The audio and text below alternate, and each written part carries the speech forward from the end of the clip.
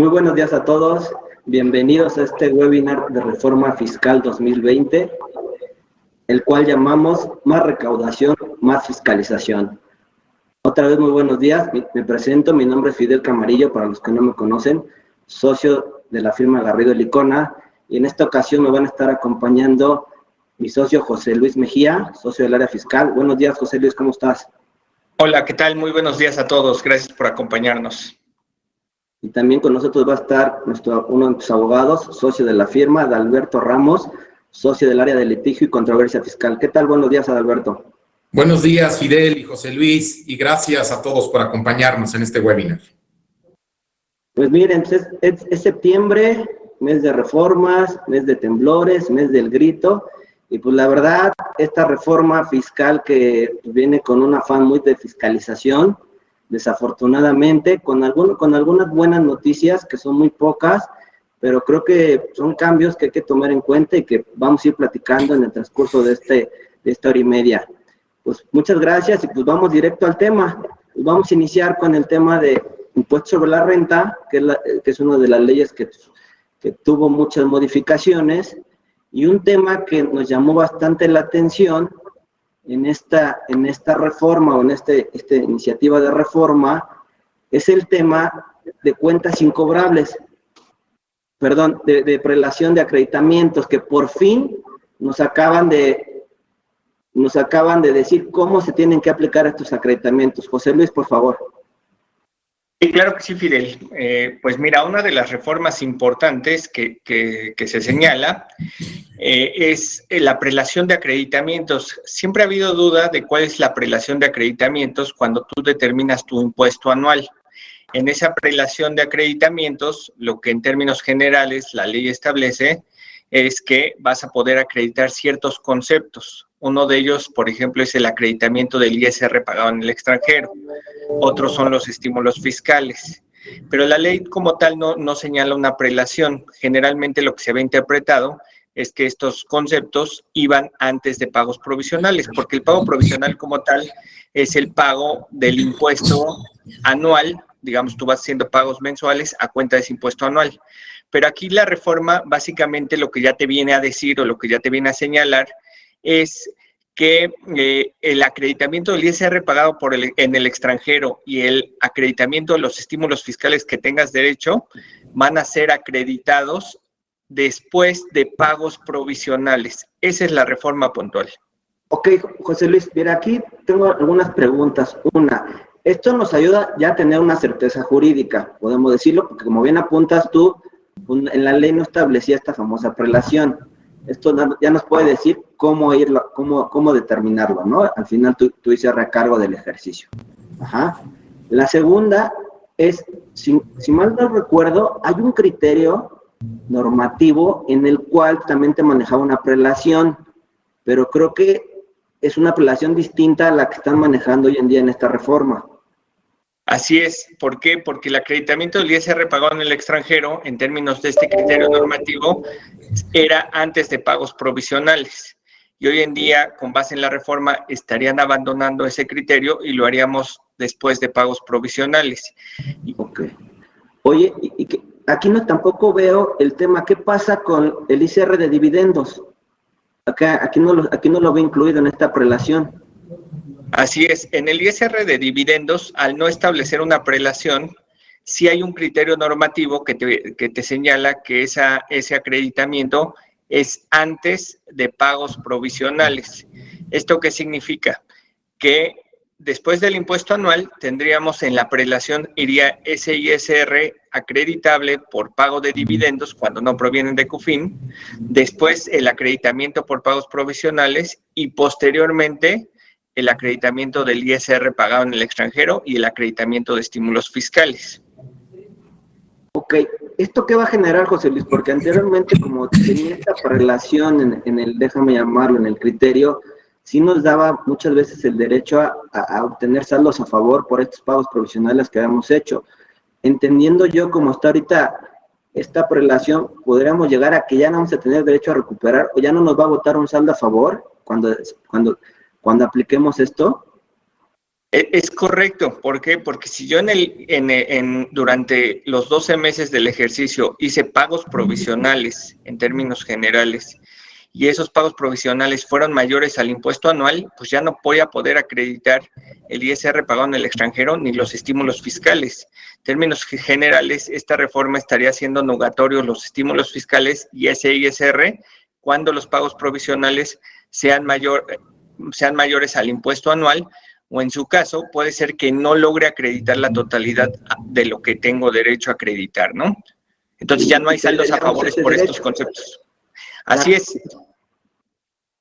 Entonces, si bien es cierto, aquí un punto importante a comentar es que estos dos conceptos, tanto el ISR pagado en el extranjero como el acreditamiento de estímulos, tenemos ciertos años hacia adelante para acreditarlo en términos generales. Es decir, hay estímulos que me dan 5 años o estímulos que me dan 10 años. En el acreditamiento del ISR pagado en el extranjero también tenemos un periodo de tiempo para acreditarlo en años posteriores. Entonces, no se pierden, pero no me originan un saldo a favor, que esa es la diferencia. Entonces, esto es recaudatorio, Fidel. ¿Por qué? Porque antes, al hacer el acreditamiento antes de pagos provisionales, lo que me originaba el saldo a favor era el exceso de pagos provisionales. Hoy, al hacerlo con posterioridad, probablemente no lo puedo hacer en el ejercicio en que tenía derecho, pero lo voy a diferir, es decir, lo voy a aplicar en ejercicios futuros en la medida en que esté dentro del periodo que me da, ya sea el estímulo fiscal o el acreditamiento de pago en el extranjero. Ok.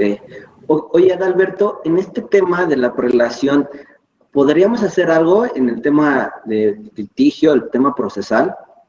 Sí, mira, Fidel, es bastante cuestionable este cambio de reglas, ¿verdad?, que se establece en esta iniciativa, porque como bien apuntaban, había criterio ya incluso por parte del SAT, donde, pues bueno, primero aplicabas, ¿verdad?, el acreditamiento de impuestos sobre la renta previo a los pagos provisionales. En la exposición de motivos no se señala alguna justificación, alguna razón de por qué se está cambiando este criterio. Entonces, pues no vemos esa justificación de por qué hay una prelación de pagos provisionales versus el acreditamiento del impuesto sobre la renta pagada en el extranjero, ¿no? Entonces, eso es cuestionable. Por otra parte, como ya lo apuntaba José Luis, pues está siendo nugatorio nuestro derecho a acreditar el impuesto pagado en el extranjero. Entonces, pues eventualmente eso podría redundar en un perjuicio a mi capacidad contributiva, no estoy tributando conforme al principio de proporcionalidad tributaria, y pensamos que esto sí podría, pues tiene varios vicios de legalidad, de temas de constitucionalidad que se podrían plantear en algún medio de defensa, incluso en algún amparo, ¿no? Entonces, si esto queda así, es probable que sí haya medios de defensa, amparos en contra de esta disposición. Perfecto, qué bueno saberlo, porque creo que sí es un tema importante, porque como bien apuntaba José Luis, pues este tema es meramente recaudatorio. Desafortunadamente esta reforma, y como lo han venido apuntando nuestra 4T, no han aumentado impuestos, esa es la realidad, porque la tasa viene siendo la misma, o sea, no hubo aumento en tasas, pero pues están buscando la manera de recaudar, ¿no? De otras formas, buscando que perdamos acreditamientos, que no tengamos derecho a algunas devoluciones, que esto podría ser uno de esos casos. Así es. Ok. Bueno, pues ahora sí vamos al siguiente tema, que era el que les mencionaba, la famosa deducción de créditos incobrables. ¿Aquí qué cambios están proponiendo, José Luis, en este tema? Pues mira, hay que partir primero de qué es lo que se tiene hasta 2021. Okay. Hasta 2021 nosotros tenemos 2 momentos para deducir los créditos incobrables, cuando prescriban o antes si fuera, digamos que si existe la notoria imposibilidad práctica de cobro. Y te da los supuestos de cuándo se considera que existe una notoria imposibilidad práctica de cobro.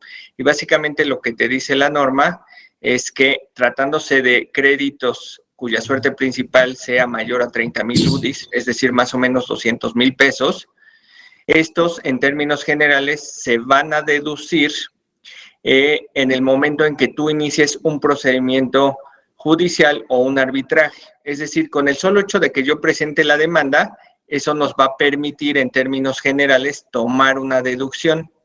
El cambio para 2021, que es, para 2022, que es el que estaríamos platicando, es que ahora para deducir esos créditos ya no va a ser al momento de presentar la demanda o el arbitraje, sino que es hasta que se obtenga una resolución, pero no solo eso, sino que además de que se obtenga una resolución, se demuestre que no puede, digamos que no se puede cobrar, aun y cuando es positiva, no se puede ejecutar el cobro, porque ya no hay bienes, en este caso del deudor.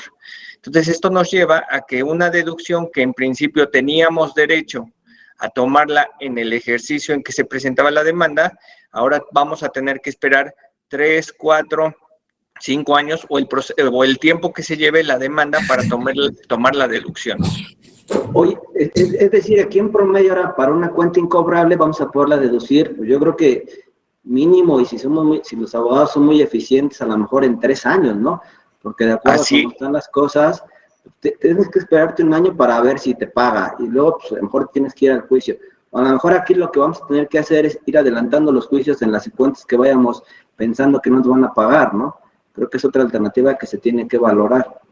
Así es, y en este caso, Fidel, como tú lo apuntabas en el tema anterior, también aquí es un tema de diferimiento, porque ojo, no se pierde la deducción, simple y sencillamente te la difieren del ejercicio en que se presenta, ahora te la están difiriendo hasta que obtengas una sentencia y acredites que no se pudo ejecutar realmente el cobro. Entonces son años de diferimiento que impactan en las tasas que paga, digamos, cualquiera de los contribuyentes. Oye, qué bueno que dices eso, porque yo creo que esta reforma o esta iniciativa que se tiene, yo creo que va muy de la mano con la famosa tasa efectiva que últimamente está mucho de moda, que las autoridades han emitido a qué tasa tienes que estar pagando tus impuestos. A lo mejor con esta deducción que están difiriendo, pues te van a llevar a que tu tasa efectiva sea más alta en estos casos. Ahí, Adalberto, ¿tú qué posibilidad le ves que podemos ir a pelear este tema ante un tribunal? Sí, mira, Fidel, es bastante cuestionable el hecho de que te difieran una deducción a 3, 4, incluso 5 ejercicios. Como ya lo apuntaba José Luis, pues los juicios son largos. Entonces, pues habrá muchas ocasiones en las que incluso, pues el deudor, pues realice prácticas dilatorias, ¿verdad? Para que este juicio se resuelva en el más tiempo posible, ¿no? Entonces, al final, incluso tu deducción depende de un tercero, ¿sí? Del curso del juicio, de los procedimientos jurisdiccionales. Entonces, pues eso sí lo vemos bastante cuestionable. Pensamos que también va a haber ahí, pues, algunos medios de defensa por este tema del diferimiento de la deducción. Y, pues, lo cierto es que, pues, hoy en día ya lo vemos. Hoy en día vemos que en las auditorías, cuando se trata de la deducción de una cuenta incobrable, pues el fisco sí es muy preciso en requerir tu demanda, que hayas promovido un medio de defensa. Entonces ahora, pues lo que va a pasar es que pues te va a exigir una sentencia. Y aquí lo curioso, Fidel, es de que, pues bueno, las sentencias incluso pueden durar 3, 4, 5 años. Entonces, incluso podríamos tener una situación en la que propiamente todavía no es momento de tener una sentencia, pero ya es un requisito de deducción. O sea, imagínate juicios largos. Entonces, eso es lo que nos preocupa bastante, que este requisito incluso en la práctica eventualmente podría no tener aplicación porque todavía no estamos en presencia de una sentencia definitiva. Entonces, esos temas definitivamente van a ser muy controversiales y sí van a dar lugar a medios de defensa. No, y además un punto interesante es que el fisco no perdía, porque es recordar que cuando un contribuyente deduce un crédito incobrable, el deudor lo tiene que acumular. Es decir, técnicamente no hay un tema de perjuicio para el fisco el tomar una deducción al momento de la demanda. Entonces, eso también va a implicar que los deudores pues ya no tengan que acumular. Si yo no tomo la deducción porque no tengo una sentencia, luego entonces el deudor tampoco va a tener que acumular y entonces si lo queremos ver muy fríamente, incluso es un incentivo para no pagar, pues ya no tiene efecto fiscal esa acumulación, ¿no? Mira, yo creo, José Luis, aquí lo que vieron las autoridades es de que a lo mejor no acumulaban como lo tenían que haber hecho, en este caso el deudor, y tenían ese déficit, ¿no? A lo mejor creo que por ahí, y buscando áreas de recaudación, yo no lo veo en otro sentido, de que buscar recaudar más con los que siempre pagan y que difiriéndoles esta deducción, ¿no? La verdad va a ser un impacto muy fuerte, digo, para todas las empresas, pero yo creo que principalmente para el sector financiero, porque les va a pegar muchísimo. Sí, porque es la actividad principal, correcto. Perfecto. Digo, como año con año hay nuevos requisitos para las deducciones, te meten por ahí en la exposición de motivos hablaban del tema de evitar el huachicol, que ahora se lo están dejando como que la carga a los contribuyentes. ¿Aquí qué cambios existen en los nuevos requisitos de las deducciones, José Luis? Y aquí básicamente lo que te piden es que ahora en los comprobantes fiscales pues se tengan los registros o digamos el número de autorización para efectos de que te suministren el combustible. Entonces, de alguna manera lo que buscan justo es erradicar esas prácticas que algunas empresas lamentablemente toman de comprar a través del famoso huachicol. Entonces, obviamente una forma de asegurarse es que no puedas deducir ese huachicol. Entonces, están poniendo requisitos adicionales en el tema de compra de combustibles en términos generales para efectos de tomar la deducción. Si tus comprobantes no reúnen estos requisitos de contar, digamos que de tener el tema de la autorización, pues esto nos va a llevar a que sea no deducible y es un costo, digamos, fiscal para las empresas. Otro requisito también que es importante es el tema de asistencia técnica. ¿Por qué? Porque a la luz de la reforma fiscal, pues ya se prevé que la asistencia técnica pueda ser prestada a través de terceros en la medida en que la empresa tenga su registro como empresa de servicios especializados. Entonces, lo que me están dando es la posibilidad, sí, de tomar una deducción de asistencia técnica proporcionada a través de una subcontratación, pero en la medida en que esa empresa esté registrada en el REPSE. Si yo tengo una asistencia técnica con un tercero y ese tercero a su vez subcontrata, me tengo que percatar que efectivamente cuente con ese registro del REPSE, ¿no? Entonces, es una reforma laboral que impacta en el tema de requisitos de la deducción de asistencia técnica.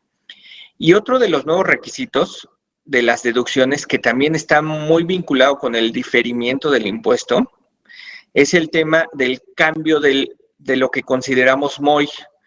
Hoy en día, fiscalmente, el MOI simple y sencillamente es el costo del bien y ciertos impuestos y ciertos gastos que están muy limitados, pero en términos generales es el precio del bien, el MOI.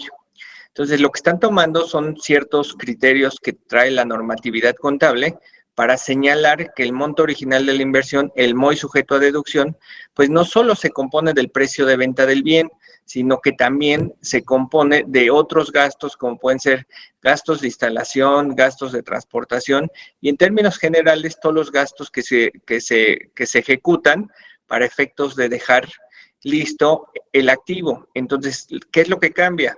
Que todos esos gastos que hoy podía deducir al 100% como gastos, ahora van a ser parte del MOI para efectos fiscales y van a seguir la suerte del bien. Es decir, si es una maquinaria que yo deduzco al 10%, ese gasto que hoy deducí al 100%, pues lo voy a tomar con la deducción al 10%. O sea, seguimos con el tema de recaudación, de buscar diferir lo más que se pueda. En este caso, son gastos que tú tenías, que hubieras podido deducir.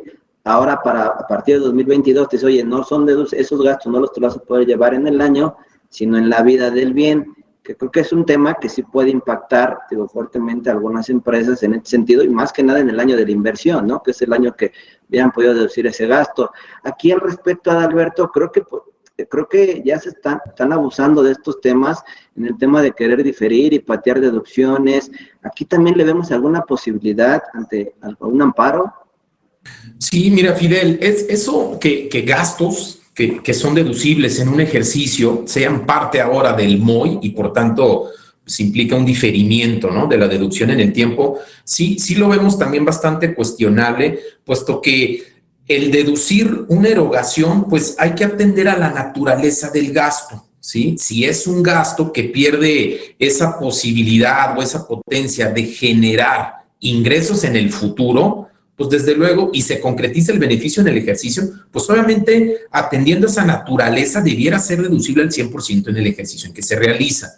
Entonces, el hecho de, pues digamos, recaracterizarlo para considerarlo como parte de la inversión, pues va incluso pues, en contra de los precedentes de los tribunales, ¿sí? Entonces, pensamos que sí podría dar lugar, ¿no? Eventualmente el día de mañana que nos lo apliquen, pues sí podría dar lugar a medios de defensa con posibilidades de éxito, ¿no?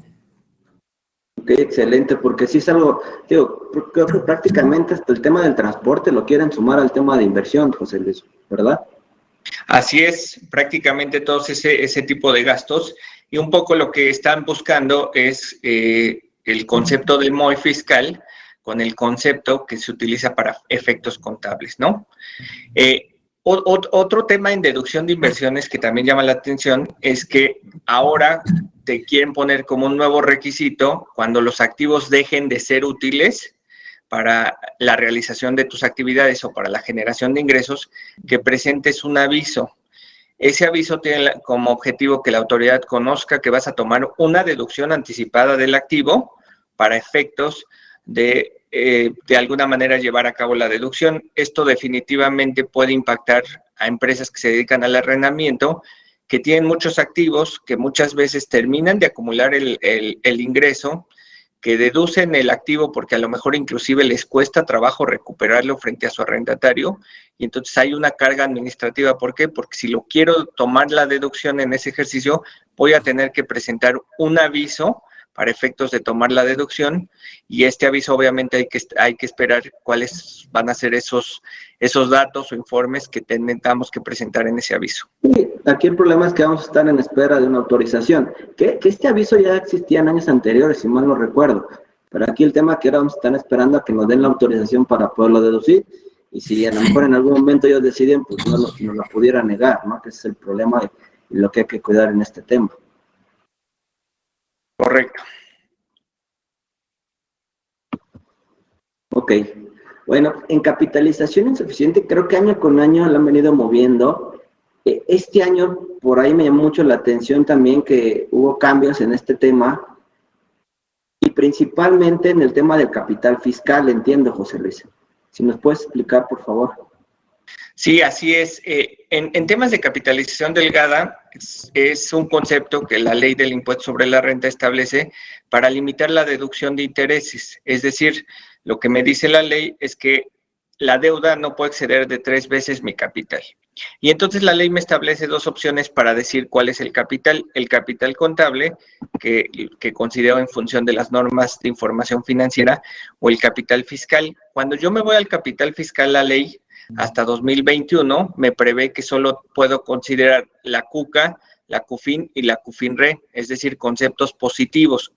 Y esto, en términos generales, lo que me lleva es que muchas veces mi capital fiscal es mayor a mi capital contable. ¿Por qué? Porque conceptos negativos, como pueden ser las pérdidas, pues no las incluían. Entonces, el fisco se dio cuenta de esto y ahora lo que quiere es reformar qué debo de entender por capital fiscal cuando ejerzo esa opción, y lo que me dice es que voy a considerar como capital fiscal estos conceptos negativos. ¿Cuáles son estos conceptos negativos? Pues las pérdidas fiscales.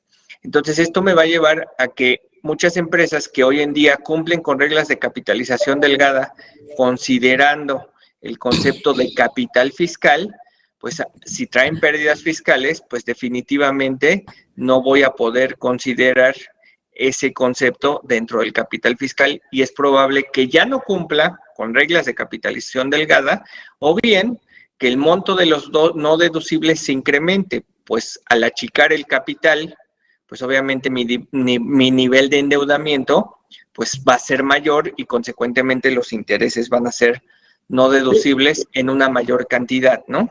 Sí, regresamos al tema de que buscan recaudar, o sea, lo que están buscando aquí es limitar este tema para que tengas más intereses no deducibles, lo cual te va a generar tener una base más alta y pagar más impuestos. Pero aquí me llama mucho la atención, José Luis, que si mal no recuerdo al momento de leer esta reforma, te pone un tope de que no exceda del 20% del capital contable. Como yo lo entiendo, como está la redacción, pues estrictamente entonces, si yo tengo un capital contable, por poner un ejemplo, de 1 millón, pues el capital fiscal no puede exceder de 200,000 pesos. Entonces me lleva a decir que pues, este capital fiscal ya no lo puedo aplicar, que solamente puedo aplicar el capital contable. Es como entendí yo la redacción. ¿Eso es correcto, José Luis? Así es, desafortunadamente la redacción está así y lo que nos dice en tu ejemplo es si tú tienes un capital contable, vas a optar por el capital fiscal en la medida en que no exceda del 20% del capital contable. Entonces, como está la redacción, es si tengo 1,000,000 de capital contable, pues puedo tomar el capital fiscal en la medida en que sea 200,000. Cuando ya nos vamos un poco a la exposición de motivos, lo que quisieron decir es que voy a tomar el capital fiscal en la medida en que no exceda de la suma del capital contable más un 20%. En el ejemplo es, si yo tengo un capital contable de 1,000,000, pues puedo considerar el capital fiscal en la medida en que esto no sea mayor a 1,200,000. Eso es lo que realmente quisieron decir, pero la redacción, cuando ya nos vamos al texto de ley, efectivamente no es correcta. Pero retomando este tema, digamos, para efectos de que a todos les quede claro esta reforma, pues también me está limitando además el capital fiscal. Si yo tengo muchas CUFINES o tengo mucha CUCA respecto a mi capital contable, pues lo que va a suceder en términos generales es que no voy a poder optar por tomar el capital fiscal si este excede, vamos a asumir que se cambia la redacción correctamente, si esto excede del 1,20% del capital contable. Es decir, si yo tengo un capital contable, insisto, de 1,000,000 y tengo un capital fiscal de 2,000,000, pues ya no puedo tomar la opción. ¿Por qué? Porque excede del 1,200,000 que nosotros comentábamos. Y aquí una de las problemáticas, Fidel, es, oye, ¿qué pasa si yo ya traía ese capital fiscal como opción antes de la reforma? La ley me casa 5 años con eso. La pregunta es, oye, ¿qué pasa si a partir de 2022, pues si excedo de ese 20%, ya no podría aplicar la opción y entonces me regreso al capital contable, o ya nació un derecho adquirido porque yo me casé con esa opción 5 años y entonces la reforma para mí entraría en vigor hasta que concluyan esos 5 años? Son de esos temas que no están debidamente regulados, pero que sí pudieran tener una afectación hacia atrás, una afectación retroactiva. Y el segundo concepto es, ¿qué pasa si dentro de esos 5 años, en algún momento mi capital fiscal excede el 20%? Entonces eso hace que ya me pueda salir de esta opción y regrese al capital contable por ese año y después regrese al capital fiscal. Son cosas que no están debidamente reguladas, insisto, porque cuando tú te vas al capital fiscal, te tienes que casar con esa opción 5 años y puede ser que en algún año incumplas porque el capital fiscal excede del 120% del capital contable, ¿no? Aquí será muy bueno, Adalberto, ¿tú cómo ves el tema de ya tener un derecho adquirido, como te lo establecía la ley, y que sigas con el mismo cálculo del capital fiscal sin cambiarlo hasta que pasen los 5 años? ¿Tú le ves algún tema, Adalberto? Sí, mira, Fidel, ya hay precedentes en ese sentido, ¿no? Cuando ya hay cuando hay una opción y hay plazos forzosos, el hecho de que venga una reforma y te cambie las reglas del juego, pues ya tenías un derecho adquirido, ¿no? Ya había un plazo en el cual tú ibas a hacer valer ese derecho. Entonces, que de forma retroactiva venga una reforma y te cambien las reglas, pues sí podría ser violatorio, ¿no? Del principio de retroactividad. Podría haber ahí argumentos de defensa. Y también por los temas de seguridad jurídica, ¿no? Como está la redacción hoy en día, pues no está claro. Entonces, esas diversas interpretaciones que existen, pues también generan esa incertidumbre jurídica que si el texto, recordemos que es una iniciativa, puede cambiar en la discusión que actualmente se está dando en el Congreso de la Unión, pero si queda así, pues sí va a haber temas de seguridad jurídica que sí podrían inconformarse los contribuyentes, ¿no? Sí, creemos que en este tema de ahora que lo revisen, tema de diputados y senados, van a modificar el del 20%, porque eso no es lo que quisieron decir, el tema de que está limitado al 20%. Pero bueno, sigamos. Mira, en pérdidas fiscales, año con año ponen nuevos candados, porque creo que entre más candados ponen, pues siempre se encuentra alguna vía para poder aprovecharlas. Aquí, ahora en el tema de decisión, ¿qué candados están iniciando o qué están proponiendo, José Luis, para efectos de las pérdidas fiscales? Sí, en términos generales, los candados que existen y que han puesto hasta el día de hoy, pues lo que señalan es que tú puedes amortizar las pérdidas después de una reestructura corporativa contra el mismo giro. Entonces, en escisión, pues no era algo que estuviera regulado, de tal suerte que si tú hacías una escisión de una sociedad escindente que vendía aparatos electrónicos, esa sociedad escindente subsistía y nacía una nueva escindida que se dedicaba, por ejemplo, a la comercialización de productos alimenticios, pues las pérdidas que se generaron en esta sociedad escindente se podían aprovechar por la sociedad escindida, aun y cuando el giro que las generaron es distinto. ¿Qué es lo que te dice ahora este candado? Lo que te dicen es, como yo en escisión no está limitado a que se transmitan las pérdidas contra el mismo giro, pues ahora te voy a poner ese candado y cualquier pérdida que tú hayas tenido a partir de 2022, pues solo van a poder ser aplicadas contra el mismo giro. Y aquí surge una duda, que es, oye, ¿se refiere a las escisiones que yo haya generado a partir de 2022, o bien esta norma me va a aplicar respecto de decisiones que hice antes de 2022? ¿Y por qué viene esa duda, Fidel? Porque puede ser que yo me escindí en 2019 y entonces lo que va a suceder es que puede ser que esas pérdidas que todavía no amortizo trasciendan a 2022, 2023, cuando la reforma ya esté en vigor, y entonces queda la duda si esas pérdidas ya van a estar condicionadas a la amortización del mismo giro, o bien como su transmisión fue antes de la entrada en vigor de esta reforma, pues no tienen ese candado. Entonces ese creo que es un tema a evaluar. Si tú me preguntas, oye, bueno, ¿y cuál sería nuestra opinión? Pues parecería que esto debiera aplicar solo a escisiones que se hacen a partir de 2022. Sin embargo, el criterio de la autoridad sí pudiera ser distinto y pérdidas que no amortices antes de la entrada en vigor quedar condicionadas a que se amorticen a los mismos giros, porque su aplicación, digamos que solo existe una expectativa de derecho y no un derecho adquirido, que es como lo pudiera ver la autoridad. Oye, José Luis, está bien, entiendo el punto, pero a mí lo que llama mucho la atención en este cambio es que el giro, ¿a qué te refieres? Porque yo puedo, o sea, ellos están siendo muy específicos en el tema del giro, porque el giro yo lo puedo interpretar que es comercializadora y puedo comercializar lo que yo quiera, cualquier producto, y por lo que estoy entendiendo es que no, que si tú te dedicabas a un producto, déjame llamarlo, vendías zapatos, ya no puedes vender otra cosa. Bueno, si vendes otra cosa, no puedes aplicar esas pérdidas generadas por la venta de zapatos. O sea, a ese detalle lo están viendo las autoridades.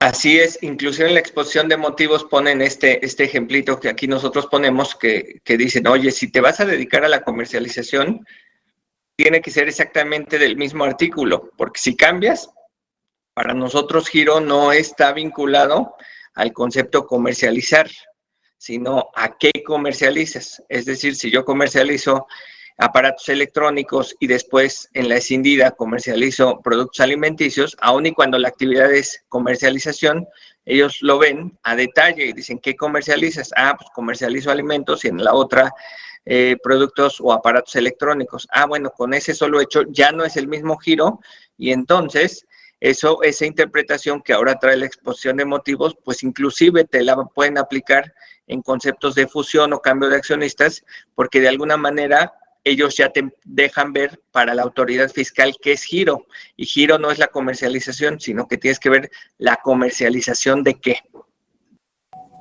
Sí, la idea es limitar, ¿no? Cada día están limitando más esta aplicación de pérdidas, y creo que en parte pudieran tener sentido porque se ha abusado, ¿no? Se ha abusado en la práctica de este tema, y creo que por ahí lo están haciendo. Pero también hay otros cambios en pérdidas, José Luis. Ok, el otro cambio es cuando hay cambio de socios accionistas. También era uno de los candados que ya existía, en donde básicamente lo que te dicen es, hay cambio de socios accionistas, y cuando eso sucede, pues tus pérdidas van a estar limitadas a que se exploten o se amorticen contra el mismo giro. Lo que te dice la reforma básicamente es qué debo de entender por cambio de socios o accionistas. Básicamente te da 4 conceptos. Te dice que cuando cambien más del 50% de los tenedores de acciones con derecho a voto, cuando cambien quien toma los derechos, quien toma las decisiones, quien cambie, o si cambian, quién dirige las asambleas, y en caso de una fusión, cuando, digamos, dejes de consolidar para estados financieros. Entonces, si caes en cualquiera de estos 4 conceptos que yo estoy señalando, la consecuencia inmediata es que la pérdida fiscal la vas a poder amortizar únicamente contra los mismos giros. En pocas palabras, están limitando todavía más la venta de empresas con pérdida, ¿no? Así es, están regulando y limitando ese negocio de ventas de empresas con pérdidas, correcto. Sector financiero, ¿qué cambios? Entiendo que son cambios meramente informativos, José Luis. Así es, en el sector financiero, y ahí hay que tener cuidado, ¿por qué? Porque ahora lo que buscan son depósitos arriba de 15,000 pesos en efectivo. Anteriormente las instituciones del sistema financiero, llámese bancos, daban una informativa trimestral. Entonces, si yo tenía en mis cuentas bancarias depósitos mensuales arriba de 15,000 pesos, lo hacían trimestralmente. Ahora lo que quieren hacer es que las instituciones de crédito o bancos lo hagan de manera mensual, y entonces hay que tener cuidado cuando se tengan este tipo de depósitos en efectivo, porque al tener esta información mes con mes, pues obviamente esto va a ser un producto para efectos de que la autoridad pueda recaudar y pueda fiscalizar esos depósitos en efectivo. En pocas palabras, los bancos ya no van a reportar estos depósitos en efectivo trimestralmente, sino lo van a hacer de manera mensual. Y el segundo cambio está muy vinculado con las instituciones de seguros, en donde básicamente lo que dicen es que las reservas constituidas que sean deducibles para las instituciones de seguros, pues van a ser deducibles en la medida en que cumplan al pie de la letra las reglas de la Comisión Nacional de Seguros y Fianzas. Es decir, si mis reservas no cumplen, luego entonces van a ser no deducibles. Es un requisito adicional para las aseguradoras. Okay. Bueno, y las famosas SOFOM reguladas, no reguladas, creo que también aquí ya están metiendo limitantes, más que nada las SOFOMes de grupos, que son las que de repente ahí se usaban para algunos temas fiscales como vehículos, para algunas planeaciones, José Luis. Es correcto. Mira, digamos que van sobre esas SOFOMes de grupo o son FOMES que fondean a empresas del grupo. Y aquí lo que te dice, el primer cambio es que las SOFOMES, que hoy en día no observan reglas de capitalización delgadas, es decir, que su endeudamiento puede ser mayor de 3-1 al capital, pues ahora van a observar reglas de capitalización insuficiente si su actividad preponderante es fondear a empresas del grupo. Entonces, para todos los que nos escuchan en este webinar, si yo tengo una SOFOM dentro del grupo y su actividad preponderante consiste en fondear empresas del grupo, voy a tener que observar reglas de capitalización insuficiente y luego entonces parte de mis intereses que hoy deduzco van a ser no deducibles a futuro si el nivel de endeudamiento es mayor de 3-1 al capital contable. El segundo tema, que también está vinculado con esto, es la limitante a la aplicación del 4.9% por retención de intereses pagados al extranjero. Hoy en día las SOFOMES tienen ese beneficio. Cuando pagan intereses al extranjero, únicamente retienen el 4.9%. Sin embargo, lo que se limita es que si el fondeo viene de una subsidiaria o viene de una holding que tenga una participación arriba del 10%, pues ya no puedo aplicar la tasa del 4.9, sino ahora voy a tener que aplicar la tasa de tratado, que va de un 10 a un 15%. Entonces, esto puede terminar siendo costo para las SOFOMES, porque muchas veces en los contratos se establece que yo tengo que pagar el interés sin descontar la retención o la tasa de retención. Es decir, tengo que pagar el interés y yo absorber el ISR del extranjero. Entonces, si hoy en día está así mi contrato y vengo reteniendo el 4.9, tengo que revisar si esta nueva norma me aplica, porque entonces voy a tener un costo adicional porque ya no retengo el 4.9, sino ya retengo el 10 o el 15%. Oye, y finalmente... Luis, perdón que te interrumpa. Aquí, o sea, prácticamente la SOFOM se les daba el tratamiento de una empresa del sector financiero. Con esta limitante de que ya tienes que aplicar capitalización insuficiente, que ya no te aplica el 4.9, prácticamente te están sacando de esos beneficios que tenías como sector financiero. Así es, probablemente el único beneficio que te quede es la exención en IVA, pero dos de los principales beneficios que tienen las SOFOMES, pues quedarían eliminados cuando esas SOFOMES no realicen operaciones con terceros, ¿no? Sobre todo eso es lo que busca atacar esta reforma. Y tan busca atacar eso que el tercer punto es que van a emitir reglas el SAT para que ellos te digan qué activos o qué ingresos sí se consideran como parte de tu actividad para efectos del cómputo del 70-30. Entonces, las reglas no han salido, digamos que en la reforma se le permite al SAT emitir esas reglas, pero obviamente hay que cuidar qué es lo que dicen, pero algo que pudieran eventualmente salir es que operaciones con partes relacionadas no se computan para el 70-30. Y entonces eso nos puede llevar a que SOFOMES, que hoy en día son sistema financiero, pues lo dejen de ser y entonces el tema que yo tengo del IVA, pues también lo pierda, porque puede ser que ya no sea sistema financiero, ¿no? Sí, el tema aquí o la preocupación es qué reglas qué reglas van a sacar, cuándo las van a sacar estrictamente, porque eso te deja en un estado de indefensión, porque dice, bueno, yo vengo operando de alguna manera y de un momento a otro te dejan de decir, bueno, ya no eres sector financiero, ya no tienes ciertos beneficios y vas a tener cargas fiscales muy fuertes. Y sobre todo, Fidel, creo que ese tema es bien interesante. ¿Por qué? Porque a partir de que salgan reglas, si yo dejo de ser sistema financiero y yo tengo pactado un crédito en donde nunca le avisé al deudor que le iba a cobrar IVA sobre los intereses y debido a que dejo de ser sistema financiero tengo que cobrarlo, pues se convierte en un tema operativo en donde va a ser complicado hacerle ver a mi cliente que ahora tiene un costo mayor de intereses, ¿no? Exactamente, va a ser un costo o en su caso, pues la SOFOM perdería ese beneficio, ¿no? Porque lo tendría que absorber. Creo que son de los temas que se tienen que analizar y esperemos que estas reglas no vengan nada raras y puedan seguir operando como sector financiero. Así es. Ok. Bueno, otro de los temas que se vinieron comentando y la jefa del SAT y en todos los medios se vinieron anunciando fue el famoso régimen de confianza, que es algo que querían promover, que este régimen va a ser tanto para personas morales como para personas físicas.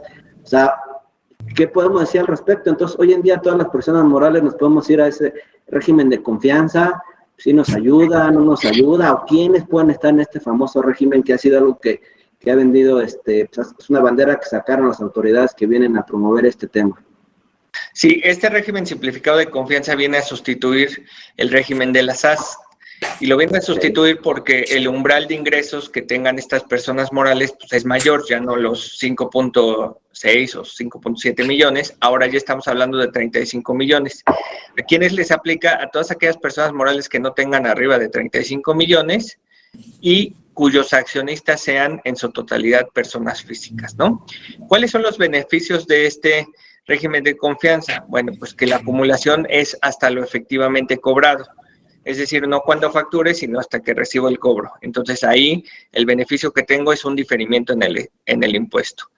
2, obviamente tengo deducciones autorizadas en pagos provisionales, a diferencia del régimen normal, en donde siempre se establece que hay un coeficiente de utilidad. Aquí sí tengo deducciones autorizadas en pagos provisionales.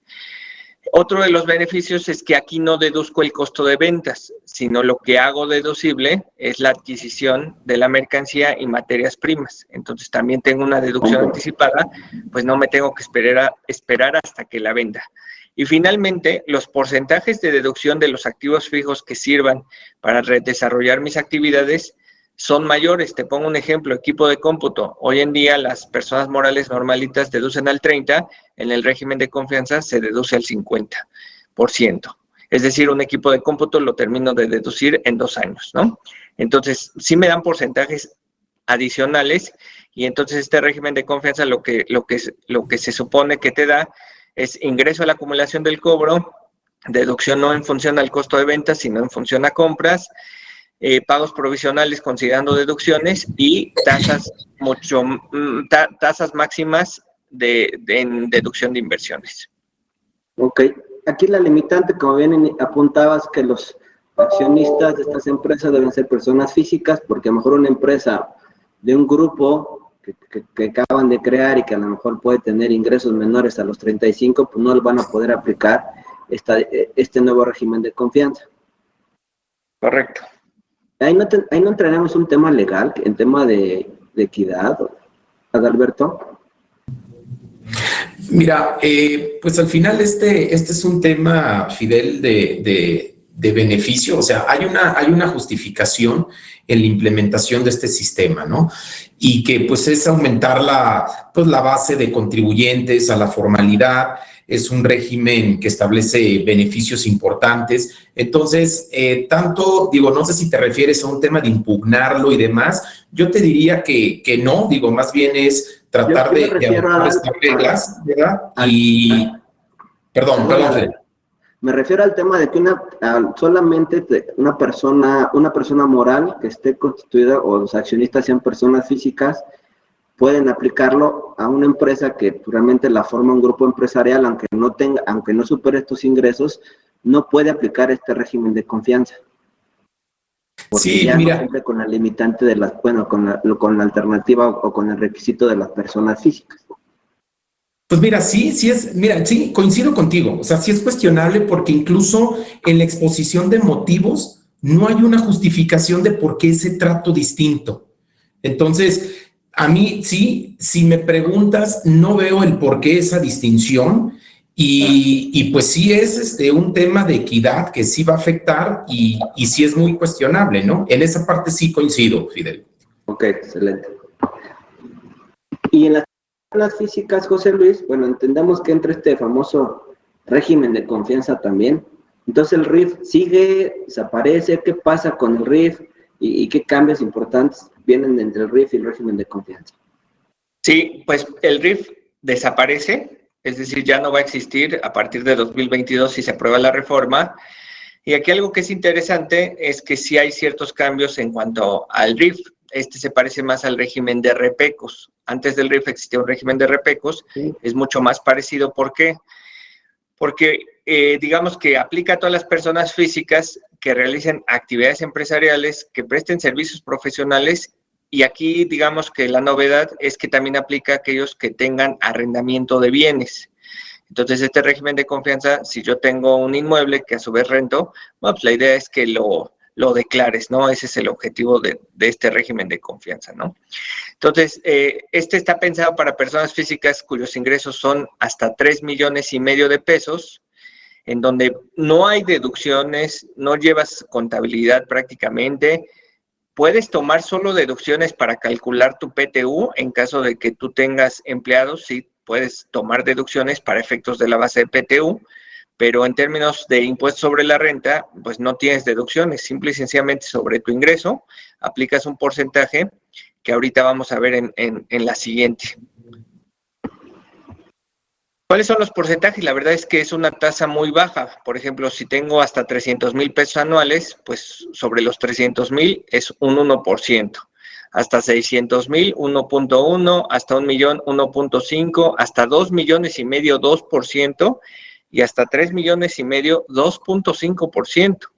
Y entonces seguramente todos los que nos escuchan dicen, oye, pues esto es una ganga. ¿Por qué? Porque la mayoría de las personas que tienen ingresos pues no exceden de 3,5 millones, y entonces si te das cuenta, ya sin deducciones, pues tu tasa de tributación es muy baja, estamos hablando de un 2.5%.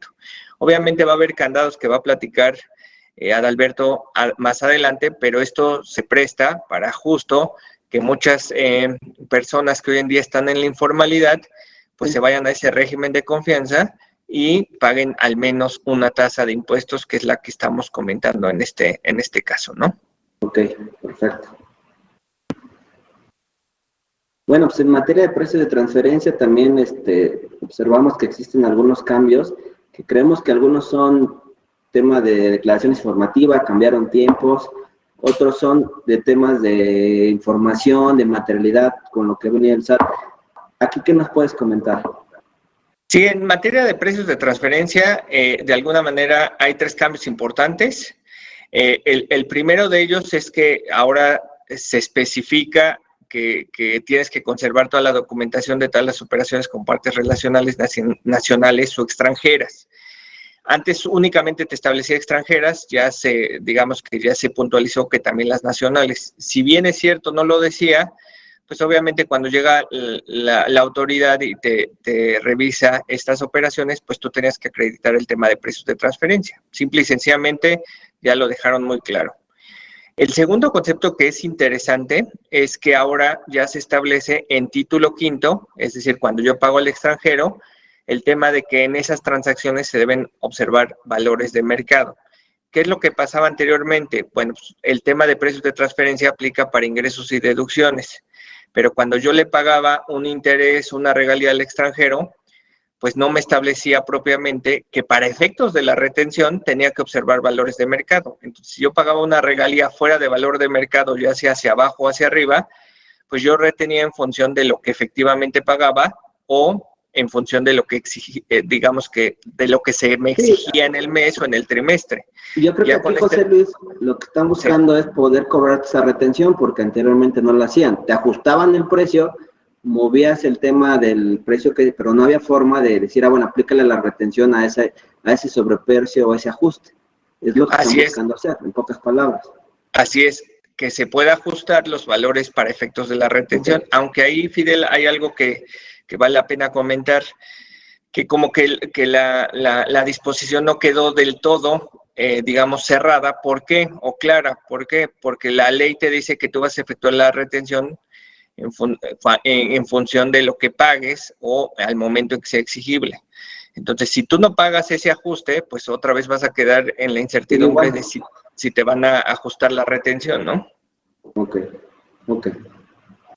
Y el tercero, que está muy vinculado con el tema del dictamen fiscal, es que el famoso llenado de las operaciones con partes relacionadas, la declaración informativa, pues en lugar de presentarla al momento de presentar la declaración anual, pues me están dando hasta el 15 de mayo, que es la fecha que ahorita vamos a platicar más adelante del dictamen fiscal.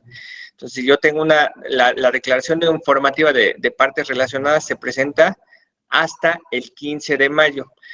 Aquí lo que llama la atención es que no nada más es la declaración informativa, sino el local file que se presentaba en diciembre, ahora lo vamos a presentar a más tardar el 15 de mayo. Ok, no podemos decir que para efecto de la informativa se amplió un poco el plazo y para el tema de local file pues lo están reduciendo, ¿no? El plazo para presentar información. Correcto. Y en el tema de precios de transferencia, pero ya hablando de maquiladoras, de alguna manera lo que se establece es que anteriormente tenías la obligación de presentar un escrito en donde tú decías que optabas por tributar en función de Safe Harbor Rules, es decir, el 6.9% sobre activos o 6.5% sobre ingresos, tratándose de empresas que se dediquen a la maquila. Están ya eliminando ese escrito que muchos no presentaban, porque al final del día tú presentabas esta información en la declaración de maquiladoras, que es el DIEMSE.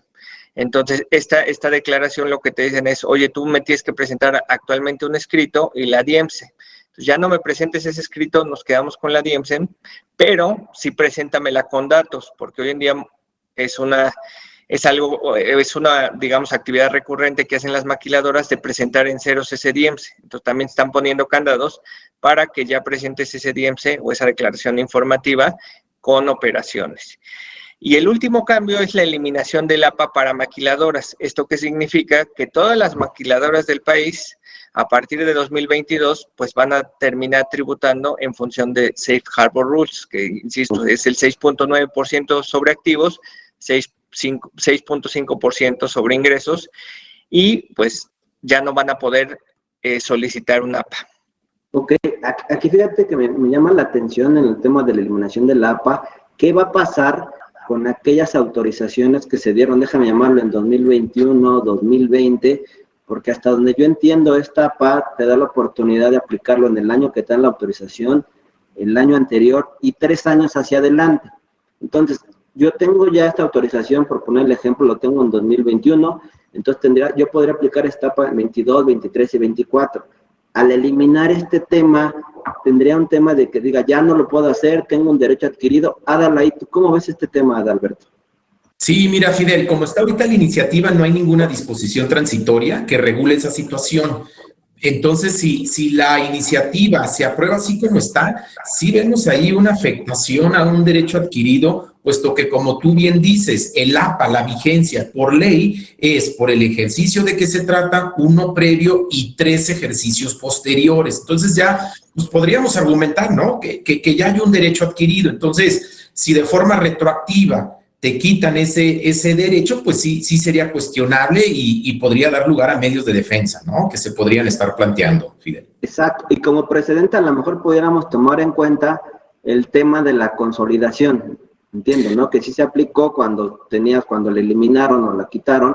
Si tú tenías esa autorización, te respetaron los 5 años de consolidación. Yo creo que debería ser algo similar en este caso. Sí, fíjate, en la misma línea de argumentación, ¿no? Y ha habido precedentes, ¿no? Que cuando ya te establecen por ley ciertos plazos forzosos, cuando tú optas por alguna opción, pues deben de respetarse esos plazos, aunque haya una ley que cambie las reglas del juego. Entonces, justo fue lo que pasó en el tema de consolidación. Por ahí hubo un criterio de la Corte y entonces, pues pensamos que ese razonamiento de fondo, pues debiera aplicar, ¿no? En esta situación. En el caso de APAS, que por ley, pues hay una vigencia ya determinada y de ahí que pues, sería muy cuestionable, ¿no? Que cambiándote las reglas del juego pretendan desconocerte ya ese derecho. Nada más una pequeña aclaración. Entonces, el Safe Harbor Rules es 6.9 sobre activos o 6.5 sobre costos y gastos. Nada más porque mencioné que era 6.5 sobre ingresos, no, es 6.5 sobre costos y gastos. Eso es lo que permanecería a la luz de la eliminación del APA. Ok. Oye, antes de pasar al siguiente tema, José Luis, nos están preguntando acerca del régimen de confianza. ¿A qué actividad va dirigido este régimen de confianza en personas físicas? Sí, básicamente va dirigido a actividad empresarial como tal, va dirigido a servicios profesionales. Aquí ya entran, tengan título o no tengan título, y va referido a arrendamiento de bienes. Esas son las actividades que estarían dentro de este régimen de confianza. Puedes tener ingresos por salarios e intereses, esos no tributan dentro del régimen de confianza, pero lo que te dicen es, sí puedes tener otro tipo de ingresos en la medida en que tus salarios y tus intereses, conjuntamente con estos ingresos, no excedan de 3.5 millones. Entonces, realmente, aun y cuando yo tenga salarios e intereses, esos seguirán tributando bajo el mismo principio que actualmente tributan, pero puedo tener actividades empresariales, puedo tener servicios profesionales y arrendamiento. Ok. Bueno, este es un tema de nuda propiedad y usufructo que lo hemos escuchado mucho, pero antes de entrar en la materia, sí me gustaría a lo mejor, José Luis, que nos explicara de forma muy simple qué es la nuda y el usufructo, ¿no? La nuda propiedad y el usufructo para que todos lo pudiéramos comprender. Sí, este tema de nuda propiedad y usufructo no es otra cosa más que algunos atributos que tienen las propiedades. Entonces, voy a poner un ejemplo muy sencillo para que cuando digamos nuda propiedad, usufructo, se entienda qué es. Vamos a pensar que yo soy dueño de un inmueble, ¿sale? El ser dueño de un inmueble me da la nuda propiedad. Y entonces, yo te lo rento a ti, Fidel. Ahí hay un contrato de arrendamiento. En ese contrato de arrendamiento, lo que sucede es que yo, a su vez a mi esposa, le puedo ceder, en este caso, el usufructo. ¿Esto qué significaría? Que mi esposa, por las rentas que tú pagarías en tu carácter de arrendatario, mi esposa se quede esas rentas. Eso es el usufructo. O sea, podemos decirlo muy simple, de un edificio, el usufructo es el edificio per se, la nuda propiedad y el usufructo son el derecho al rentar o las rentas que tú puedes obtener de ese edificio. Así es correcto. Okay, perfecto. Y aquí, bueno, es una figura que ha venido ocupándose para tener ciertos beneficios en años anteriores y en este año. Y ya entiendo que empezaron a reformar, se dieron cuenta las autoridades y están limitando en ciertos temas la aplicación de esta famosa nuda o usufructo, ¿no? Así es. ¿Por qué? Porque como no había una regulación, o sea, hay una regulación en materia civil, pero no hay una regulación como tal en materia fiscal de qué pasaba cuando desmembrabas esos atributos. Es decir, alguien tenía la nuda propiedad, en el ejemplo yo era el dueño del edificio, alguien tenía el usufructo, en el caso mi esposa, que tenía derecho a las rentas, pues no venía regulado qué pasaba en esa figura, y entonces esta figura del nuda propiedad de usufructo, pues se utilizó francamente para hacer ciertas planeaciones fiscales, porque no había regulación. Entonces lo que se busca con esa reforma es darle realmente una regulación, y básicamente son tres puntos en particular. El primero de ellos es cuando yo hago esa separación del usufructo y la nuda propiedad, lo que me regulan es que ya no puedo tomar la deducción del saldo pendiente por deducir que tengo en mi ejemplo del edificio al 100%, sino que lo tengo que hacer en proporción de lo que estoy vendiendo. Es decir, si yo vendo el edificio y me reservo el usufructo, ¿cuánto vale el usufructo? Ah, el 50%. ¿Cuánto vale la nuda propiedad? El 50%. Luego entonces, no puedo tomar la deducción del edificio al 100%, sino que voy a poder tomar la deducción del edificio, ya sea el MOI o el saldo pendiente por deducir, únicamente del 50%, que es el valor de la nuda propiedad. Si yo determiné que la nuda propiedad valía el 30%, pues solo puedo deducir el saldo pendiente por deducir en un 30%. Si yo determiné que la nuda propiedad es un 5%, pues solo puedo deducir un 5% del activo. Entonces, ese es el primer cambio. El segundo cambio es que generalmente cuando tú haces la separación de la nuda propiedad del usufructo, el usufructo lo otorgas en algunos casos por cierto tiempo. Hay usufructos vitalicios y hay usufructos que son por cierto tiempo. El usufructo por cierto tiempo es, vamos a pensar, oye, yo te doy el usufructo por 10 años, ¿vale? Entonces, lo que me regulan es qué va a pasar cuando ese usufructo regrese a mí. En mi ejemplo, si recordamos, el usufructo lo tenía mi esposa porque ella era la que tenía derecho al cobro de las rentas de Fidel. Cuando regrese a mí, lo que se regula es que el valor que regrese a mí va a ser un ingreso acumulable y para esos efectos tengo que practicar un avalúo. Entonces, lo que se busca con esta disposición es que el beneficio fiscal que tuve en años pasados, si el usufructo no ha regresado a mí y regresa a partir de 2022, en ese momento voy a tener un ingreso acumulable por el valor que se regresa a mi propiedad. Y el tercer aquí, cambio que José Luis, sí, creo que adelante. lo que están haciendo ya es limitar, y creo que en cierta manera es algo que es correcto porque se está abusando del usufructo o de la nuda para deducir, tener deducciones adicionales, incluso muy probablemente hasta puedas pagar un doble impuesto al momento de que el usufructo regrese a tu empresa y lo tengas que acumular, y ahora sí se convierte en un solo mismo, pudieras tener ahí un doble efecto, ¿no? Pero bueno. Así es, porque si en su momento el usufructo tú no lo hiciste con un tema de planeación, sino si vendiste el usufructo con razón de negocios, pues obviamente el usufructo cuesta y entonces tú lo vendiste. Entonces vamos a pensar que el usufructo lo vendiste en un 70% del valor del bien. Bueno, pues cuando regrese, pues te van a querer acumular nuevamente ese 70% que ya acumulaste al momento de ceder el usufructo. Entonces, en operaciones que sí son reales, sí puedes tener un efecto de doble tributación. Y te digo, el tercer punto de este tema es que vamos a pensar que yo hago una operación real de negocios en donde hago esta separación de la nuda propiedad del usufructo. Para quien adquiere el usufructo, anteriormente lo deducía al 15% como un gasto diferido. Lo que están diciendo es, esto no es un gasto diferido, esto es un activo fijo y va a seguir la suerte principal del tipo del bien. Entonces, si es un bien inmueble, pues el usufructo voy a deducirlo al 5%. Entonces, prácticamente con esto, pues se elimina ese beneficio de deducir el usufructo que pagué al 15%. Hoy en día, si yo adquiero un usufructo de un bien, únicamente lo puedo deducir al 5%. Ok, sí, perfecto. Las limitantes creo que van en algunas figuras que se ocuparon, y pues creo que en este tema pueden ser adecuadas porque se está abusando de estos temas, ¿no? Correcto. Bueno, en crédito respaldado, creo que año con año suben algo a este tema. Creo que es importante aclarar primero qué es un crédito respaldado, José Luis, y ver cuál fue el nuevo o el nuevo que subieron para considerar como crédito respaldado. Sí, así es. En el crédito respaldado, en términos generales, no es otra cosa más que un financiamiento que se da entre partes relacionadas. Pueden ser residentes en el extranjero o residentes en México quien me da el financiamiento. A cambio de ese financiamiento yo doy intereses, pero la ley me establece que el interés que pago no es interés, sino en el fondo es un dividendo. y eso trae como consecuencia que no sea deducible y que además le dé el carácter de dividendo. Entonces, eso es un crédito respaldado en términos generales. Ahora, ¿qué es lo que se establece en la reforma?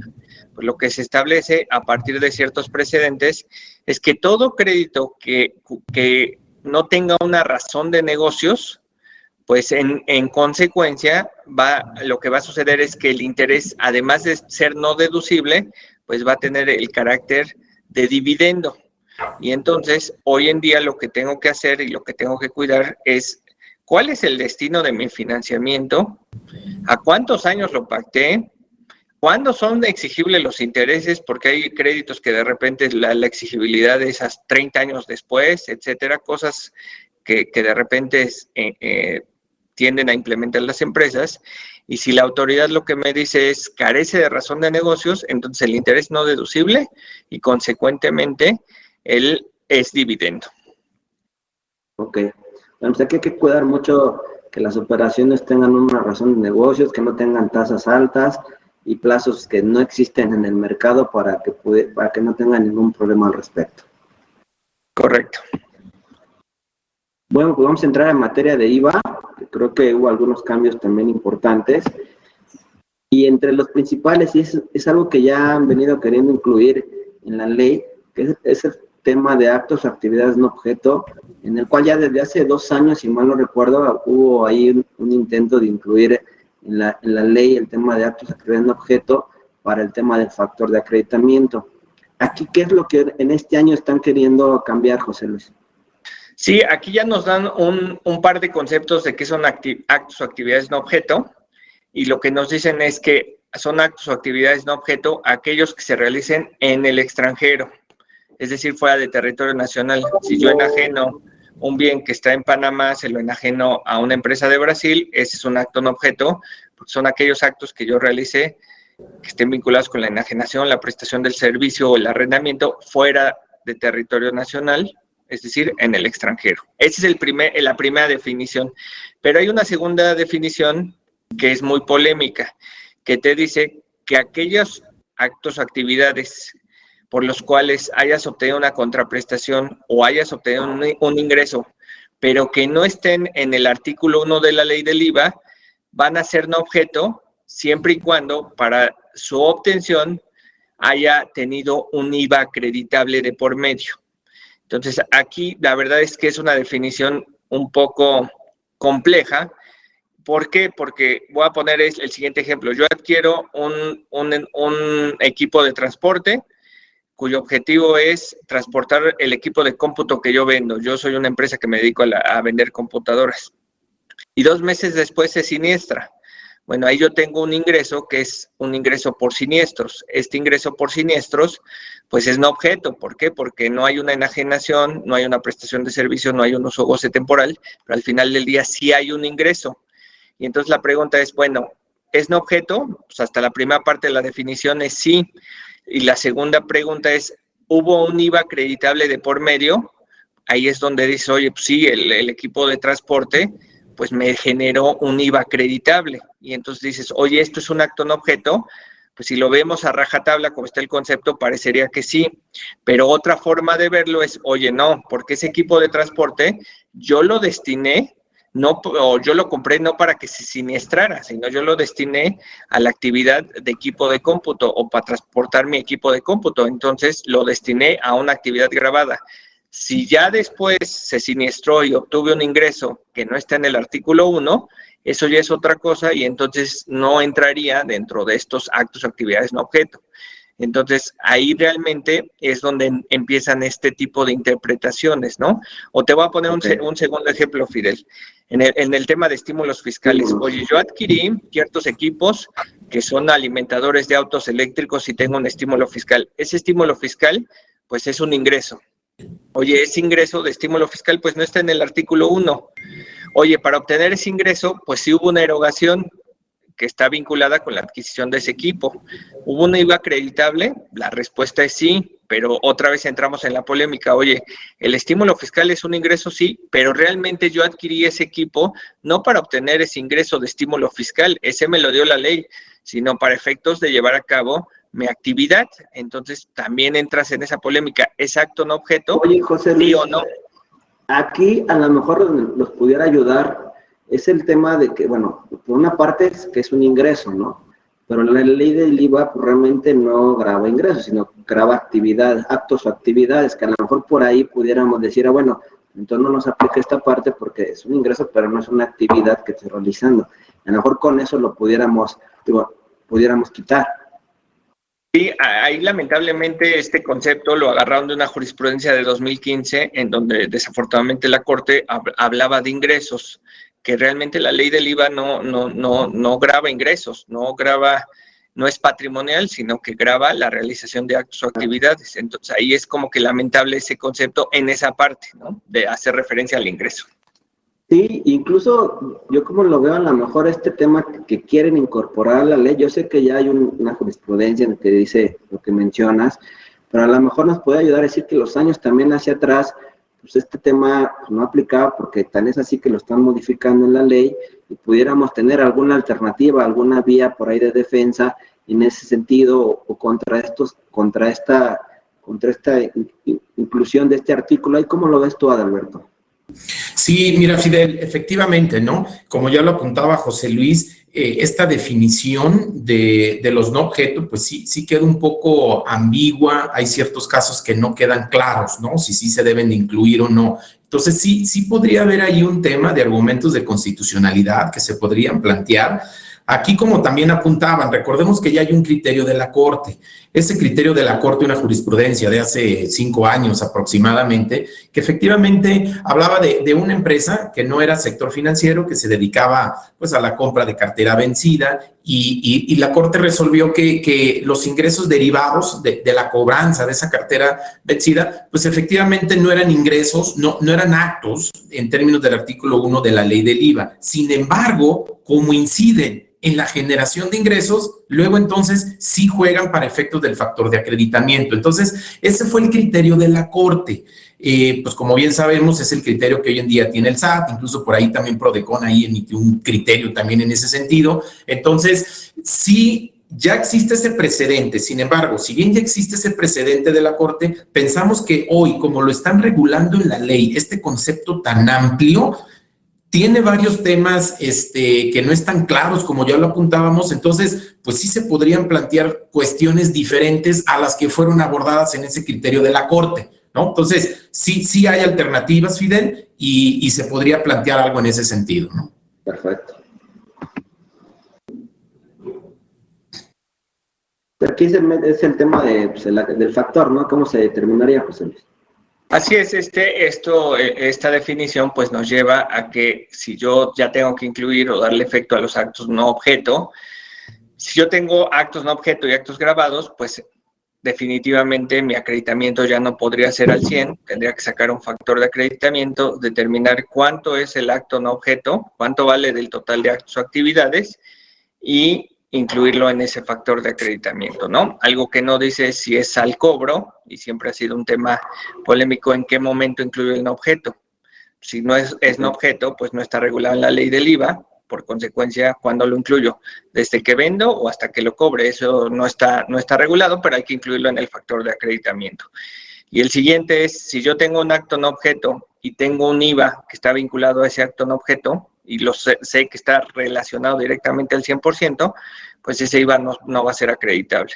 Entonces, empresas que hoy en día están generando saldos a favor, de alguna manera se van a ver afectadas, porque esos saldos a favor se van a ver disminuidos, o empresas que generen impuestos a cargo, pues van a tener que pagar un monto mayor, porque parte de ese acreditamiento se va a considerar un costo para efectos fiscales, ¿no? Ok.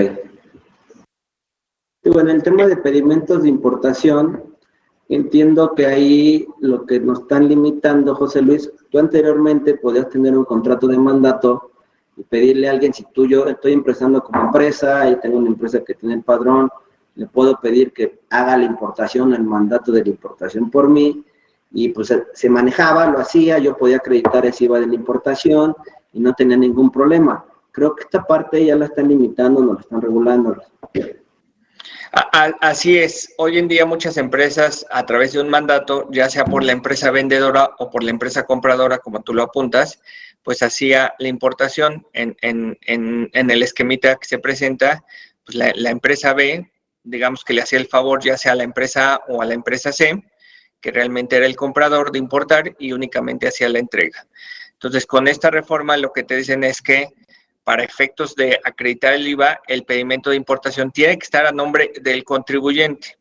Entonces, si el contribuyente es la empresa C y está importando, pues ahí podemos tener un problema. ¿Por qué? Porque en la práctica muchas veces la empresa B es la que con sus datos importa, porque es la que tiene el padrón de importadores y es la que hace la entrega. Entonces podríamos tener ahí un tema de IVA no acreditable cuando utilicemos indebidamente la figura de un tercero para importar y el pedimento de importación no salga a nombre de quien realmente es el adquirente de la mercancía, ¿no? Sí, porque aquí llegaríamos al tema de que ni la empresa que importa ni la que al final se va a quedar con la mercancía pueda acreditar ese IVA. O sea, correcto. Al final, pudiera perder ese derecho.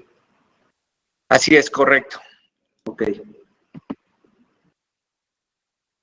Aquí en el tema de, bueno, entiendo aquí que en el tema de uso o goce de bienes te daba una alternativa, o existía en la ley que cuando tú rentabas un bien, pero te lo entregaban en el extranjero y tú lo importabas, pagabas ese IVA, y al tema de la renta ya no llevaban un IVA. Ese es algo que están eliminando en esta nueva reforma, ¿verdad, José Luis? ¿O cómo es? Así es. Hoy ya, que si nos vamos a 2020, lo que genera IVA o deja de generar IVA es en dónde se entrega el bien. Entonces, yo lo entregaba en México, pues era durante toda la vida del contrato de arrendamiento, lleva IVA.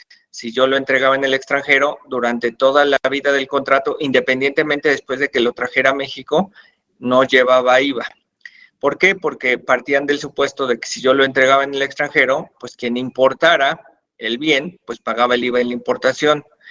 Ahora, ya con la reforma que se plantea entre en vigor en 2022, pues si yo recibo un bien en el extranjero, lo importo, pues ahí va a haber un IVA, ¿no? IVA de importación. Pero después, como el uso goce se va a llevar dentro de territorio nacional, 36 meses, 48 meses, las empresas de arrendamiento me van a tener que cobrar ese IVA a la empresa arrendataria. Y entonces la empresa arrendataria va a tener dos IVAs, uno por la importación y otro por el pago del arrendamiento. Entonces, esto de alguna manera, la empresa C lo que va a generar es dos IVAs acreditables. Si es una compañía generadora de impuesto a cargo, pues no tiene efecto. ¿Por qué? Porque va a poder acreditar tanto el IVA de importación como el IVA de las rentas. Pero si es una empresa exportadora que tiene tasa cero o cuyas actividades son tasa 0%, pues voy a ser una generadora del saldo a favor de la importación más el saldo a favor de las rentas y se convierte en un tema de flujo de efectivo. Esto definitivamente le pega al negocio de arrendamiento porque al final del día hay un doble gravamen de IVA, ¿no? Ok. ¿Y algún otro cambio, José Luis? Así es, finalmente hay otros cambios relevantes en IVA, en donde básicamente lo que te dicen es que pues no hay digamos que hay una tasa 0% a productos que estén vinculados con la higiene femenina y a los alimentos para animales, porque ahí había una duda si solo eran alimentos para consumo humano o también para animales, ¿no? Ejemplo, ganado. Oye, ¿esto lleva IVA o no lleva IVA? Bueno, pues ya se aclara que también van a ser al 0%. Obviamente se eliminan disposiciones que están vinculadas en el RIF, no se agregan disposiciones del régimen de confianza y eso lleva a ciertas incertidumbres de qué debe de pasar con el régimen de confianza porque ya no tiene deducciones. Se entendería que partiríamos de aquellas que son estrictamente indispensables, luego entonces dan lugar al acreditamiento, pero no hay como tal una regulación clara en ese aspecto, ¿no? También hay en aquellas empresas que tengan periodo preoperativo, hablando sobre todo de constructoras, hay que presentar un aviso, digamos que a partir del mes 12, a partir del mes siguiente al cual iniciaron actividades. Esto con el objetivo de que la autoridad pueda saber cuándo realmente iniciaste actividades y cuándo ocurre el mes 12 para efectos de ajustar el IVA acreditable que en su momento obtuviste como saldo a favor o que te acreditaste. Entonces hay que presentar un aviso a partir del mes siguiente, aquel en el que se inician actividades. Esto es importante sobre todo en empresas que tienen periodos prooperativos, constructoras principalmente. Y finalmente hay un cambio a la obligación en información sobre operaciones de plataformas digitales, en donde hoy en día se hace de manera trimestral, se está modificando y lo que pretenden es que sea de manera mensual. Un poco la autoridad lo que quiere es amarrar el pago de IVA que hacen estas plataformas digitales de extranjeros con la declaración informativa de a quienes en el mes le prestaron los servicios. Básicamente esos son los cambios relevantes en materia de IVA.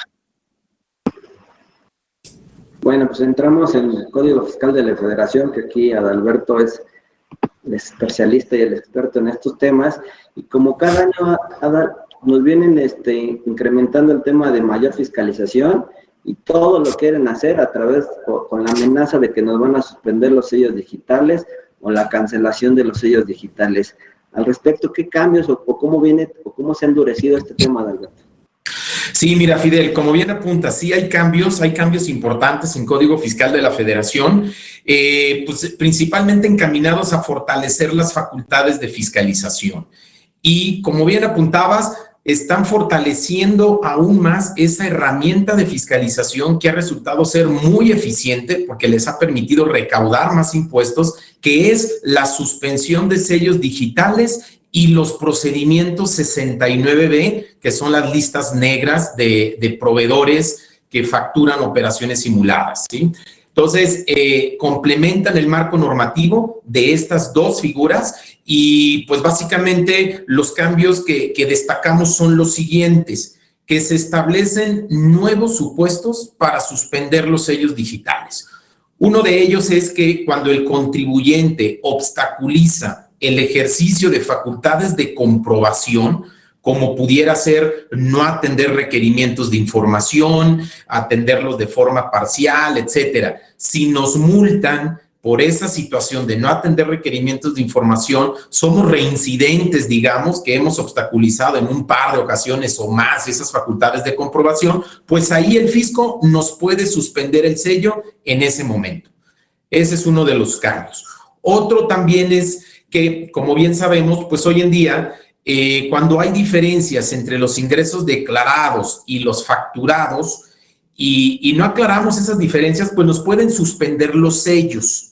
Eso es como está hoy en día la ley. Entonces, el cambio consiste en que ahora ya no solamente van a ser diferencias entre ingresos declarados y los facturados, sino también diferencias entre el valor de actos o actividades para efectos de IVA que declaremos, pues con los FDIs, incluso con la información de las informativas. Entonces, tenemos que tener bien claros esos amarres, incluso también tenemos que tener esos amarres con los complementos de pago y con los estados de cuenta bancarios, porque si no coinciden, si hay discrepancias, no aclaramos, nos pueden suspender también sellos digitales por esa situación. Otro cambio también es que, pues ahora, tratándose de EDOs, recordemos que los EDOs son las empresas que deducen operaciones simuladas.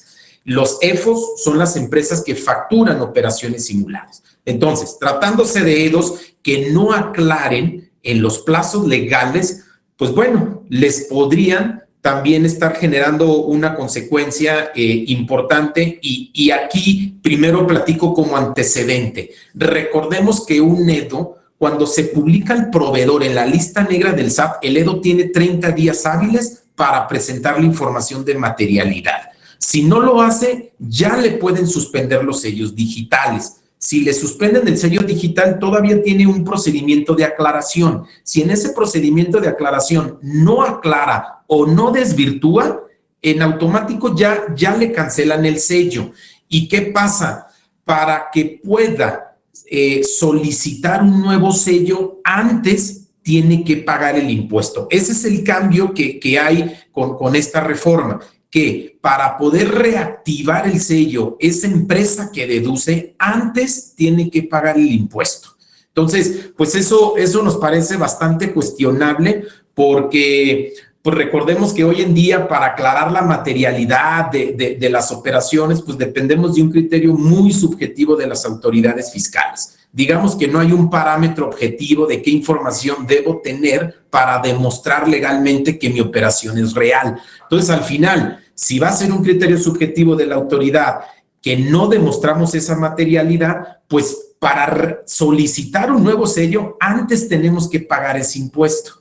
Y es cuestionable porque pues todavía ni siquiera el asunto ha estado en tribunales, sino que se ha quedado siempre en esa etapa administrativa y ya nos están obligando a reversar ese acreditamiento, esa deducción, pagar el impuesto para que nos puedan otorgar un nuevo sello, ¿no? Entonces, de ahí destacamos la importancia de sí aclarar, ¿verdad?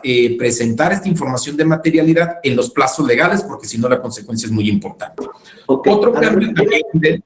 Sí, Fidel. Fíjate que en estos dos puntos que mencionas, creo que sí es importante que las empresas evalúen el tema de herramientas tecnológicas, porque cada día se pone más estricto en la suspensión de sellos. Entonces hay que tener una herramienta tecnológica que te ayude a hacer estas validaciones, estas conciliaciones de ingresos, la revisión de los 69B para que estemos en tiempo de poder aclarar y no nos suspenden sellos. O sea, creo que se vuelve de suma importancia que la mayoría de los contribuyentes evalúen herramientas tecnológicas que les ayude a poder estar detectando este tipo de diferencias o tipo de los proveedores que están en la lista negra para evitarse que les cancelen sus sellos. Creo que eso se tiene que evaluar porque día con día las autoridades son las herramientas que ocupan, entonces no nos podemos quedar fuera y sí es súper recomendable que se empiecen a usar este tipo de herramientas para monitorear este tipo de casos. Perdón, Adalberto, adelante.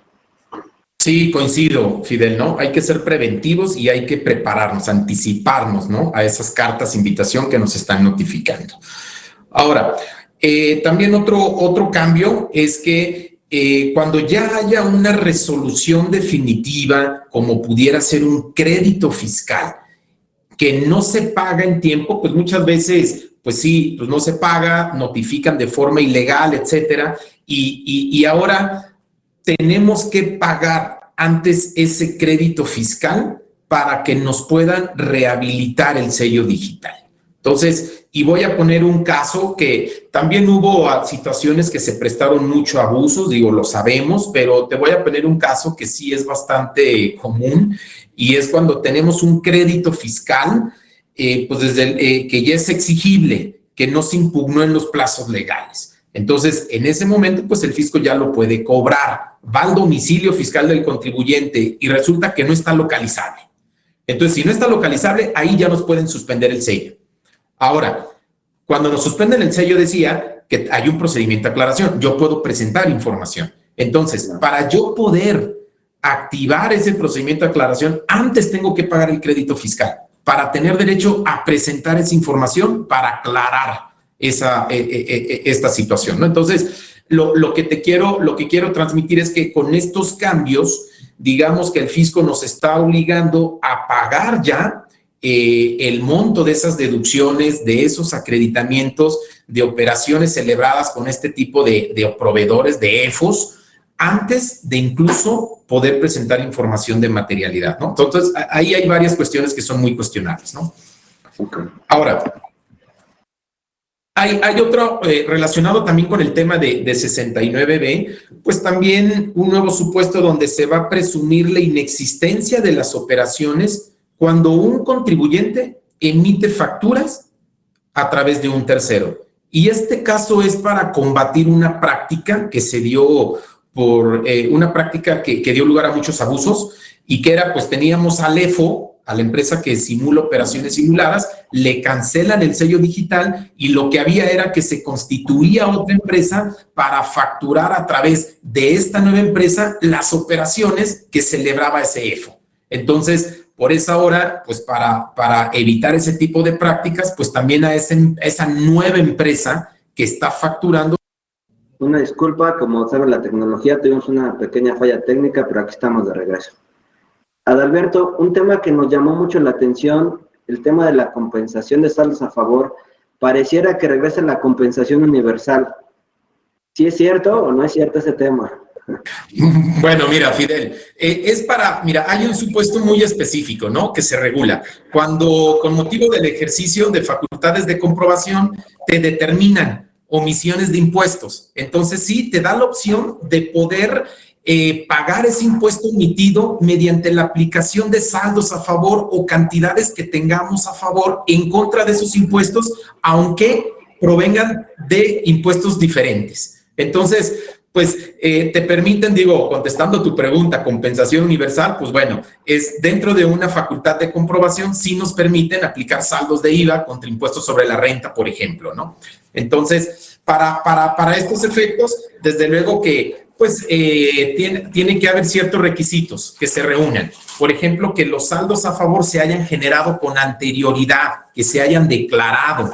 También otro requisito es que pues no hayan prescrito, que no nos hayan negado la devolución de esos saldos a favor y pues bueno, hay ciertos plazos que se tienen que cumplir. Una vez que nos notifican ese oficio de observaciones con el cual se concluye la auditoría, tenemos 20 días hábiles para proponer esa autocorrección mediante la aplicación de estos saldos a favor.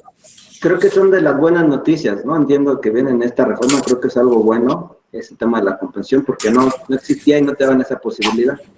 Pues mira, sí, es algo bueno, pero también recordemos que se da, ¿no?, dentro de una auditoría, ¿no? Entonces es una forma de forzarnos a pagar los impuestos omitidos que ya nos determinaron. Okay.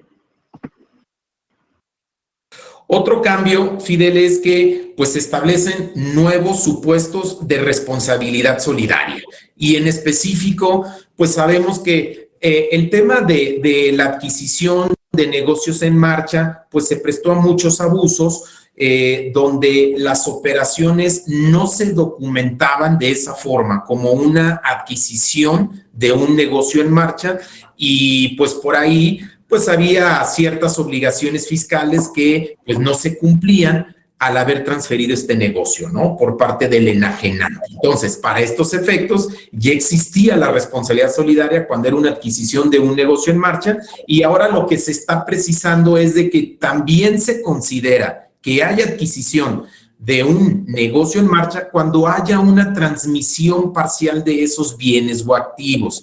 Incluso también cuando haya una identidad en los socios con control efectivo de empresa enajenante y adquirente, cuando haya identidad de representantes legales, de proveedores, domicilio fiscal, activos fijos, pues bueno, en esos casos sí habrá responsabilidad solidaria. Otro supuesto también es, actualmente ya se contempla la responsabilidad solidaria de los representantes de residentes en el extranjero. Entonces se establece una adición donde también los designados para efectos fiscales de esos residentes en el extranjero también van a ser solidarios fiscalmente hablando, ¿no? De forma solidaria. Y pues bueno, por último también cuando se trate de enajenación de acciones entre dos residentes en el extranjero, cuando no se presente la información de esa enajenación de acciones por parte de la sociedad mexicana, pues también ahí podría haber un supuesto de responsabilidad solidaria. Okay. Hola, aquí Adalberto nos sorprendió mucho el tema del regreso del dictamen fiscal. O sea, creo que es algo que ya se había eliminado, tener la opción, pero la verdad llega a sorprender que lo quieran volver a revivir este tema del dictamen fiscal. ¿Quiénes están obligados? ¿Todo el mundo está obligado a este dictamen? ¿Cuáles son las alternativas? ¿O lo podemos tomar como una opción? ¿Qué pasa con el regreso del dictamen fiscal, Adalberto? Sí, Fidel, efectivamente, ¿no? Como bien lo apuntas, regresa el dictamen fiscal. Como bien sabemos, hoy esto pues, se eliminó en 2014, hoy en día es opcional. Y pues bueno, el fisco pues lo pretende usar como una herramienta de fiscalización para tener más control en esa situación. Y entonces la obligatoriedad del dictamen de estados financieros va a ser para aquellos contribuyentes con ingresos acumulables superiores a los 876 millones de pesos. también para aquellos que tengan acciones colocadas entre el gran público inversionista, ¿no? A través de una casa de valores. También subsiste, ¿no?, la posibilidad de que sea opcional para aquellos que no están obligados. Por otro lado, también existe un dictamen especial para los casos de fusión y escisión, que, pues bueno, tenemos la obligación de dictaminar la fusión y escisión por un contador autorizado. Entonces, pues también como parte, ¿no?, de poder acreditar, digamos, esa materialidad, esa razón de negocios, ¿no?, de una reestructura corporativa, pues nos están requiriendo como tal dictaminar esas operaciones. Los plazos para presentar el dictamen pues son el 15 de mayo. Hay que hacer uso, ¿no?, de esta opción en la declaración anual que se presente, y en su caso, si hay diferencias, pues bueno, se tienen que enterar mediante una complementaria dentro de los 10 días. Oye, Adalberto, en el tema de ¿qué pasa si yo no presento el dictamen? Estoy obligado, no lo presento, esa es una. Y la otra pregunta sería, las sanciones para los contadores, porque entiendo que el regreso debe de venir porque era así. Anteriormente ya no se creía en el dictamen fiscal, lo están regresando, pero me imagino que las sanciones para el contador vienen más fuertes. Sí, mire, efectivamente, Fidel, como bien apuntas, ¿no? Bueno, la omisión de presentar el dictamen, bueno, hay una multa, ¿no? Pero en el caso del contador, que si con motivo de la preparación de ese dictamen advierte que hay un incumplimiento a las disposiciones fiscales por parte de la empresa, o incluso si tiene conocimiento de que pudiese haber una conducta que constituye un delito fiscal, lo tiene que informar el contador, y lo va a informar mediante reglas de carácter general que para tales efectos emite el SAT. Entonces, pues como verás, Fidel, va a ser el chismoso. va a ser el chismoso, y está obligado, ¿no?, a ser chismoso, porque las consecuencias, pues bueno, aparte de multas, también si no informa y hubo un delito, incluso pudiera ser él partícipe de un delito, ¿no?, encubrimiento en conductas ilícitas, ¿no? Entonces, pues también es buena noticia, ¿no?, para algunos sectores, de que efectivamente regrese la obligación de este dictamen, pero también es cierto que si no cumplen, pues las consecuencias son muy importantes. Sí, la verdad no sé si sea buena noticia, bueno, para los contadores a lo mejor sí, pero para los contribuyentes, quién sabe. Esa es correcto, sí. Es parte, ¿no? Es parte, insistimos, ahora pues digo, requieren, ¿no?, a que un tercero que auxilie en esa labor de fiscalización, recaudación, pero pues sí, los candados siguen siendo muy fuertes, ¿no?, en ese sentido. Ok. Seguimos, Alberto. Ok, mira, Fidel, sí, también hay ciertos aspectos relevantes que hemos destacado, ¿verdad?, en ese sentido. Y mira, un primero es de que hay un procedimiento específico en facultades de comprobación. La autoridad fiscal puede determinar la simulación de las operaciones, ¿sí? Desde luego, esta resolución que determine la simulación de la operación para efectos fiscales tiene que estar bien fundada y motivada. Y esto se va a dar en el crédito fiscal que nos notifiquen con motivo de la auditoría. Ahí tiene que estar bien fundado y motivado. Hay otros requisitos que se tienen que cumplir, como por ejemplo, la autoridad tiene que identificar bien cuál es el acto simulado y el real que se quiso celebrar. También tiene que cuantificar el beneficio fiscal con esa simulación de operación, y en general tiene que plasmar todos esos elementos que la llevaron a determinar esa simulación de la operación, ¿no? Entonces, como verás, sí hay una carga de la prueba por parte de la autoridad, digamos, tiene que fundar y motivar debidamente esa simulación de la operación. Otro cambio también importante, Fidel, es que pues el plazo máximo de caducidad, es decir, el plazo máximo que tiene la autoridad para determinar la situación fiscal mediante un crédito fiscal, cambió de 7 años, ahora se incrementa a 8 años, ¿sí? Y aquí estoy abarcando ambos plazos, tanto el plazo que no estuvo suspendido como el plazo que estuvo suspendido. ¿A qué me refiero con esto? Como bien sabemos, la autoridad tiene 5 años, ¿verdad?, para iniciar el ejercicio de facultades de comprobación. Entonces, si inicia al final del año 4, por ejemplo, pues bueno, esos 4 o 5 años no estuvo suspendido, más el plazo que dura la auditoría, que es cuando está suspendido el plazo, digamos, que pues como bien sabe la regla general, una auditoría es de 1 año, si es sector financiero son 18 meses, o si es una auditoría de precio de transferencia, pues son 2 años, ¿no? Entonces, ahí ya tenemos 5 años más 2, son 7 años, que es el plazo máximo que tenía la autoridad para fincar un crédito fiscal. Ahora lo aumentan a 8 años. Y esto se daba porque pues había ciertos, digamos, suspensiones, ¿no? Con motivo de una auditoría, por ejemplo, cuando el contribuyente no proporcionaba información requerida, pues ahí se suspendía.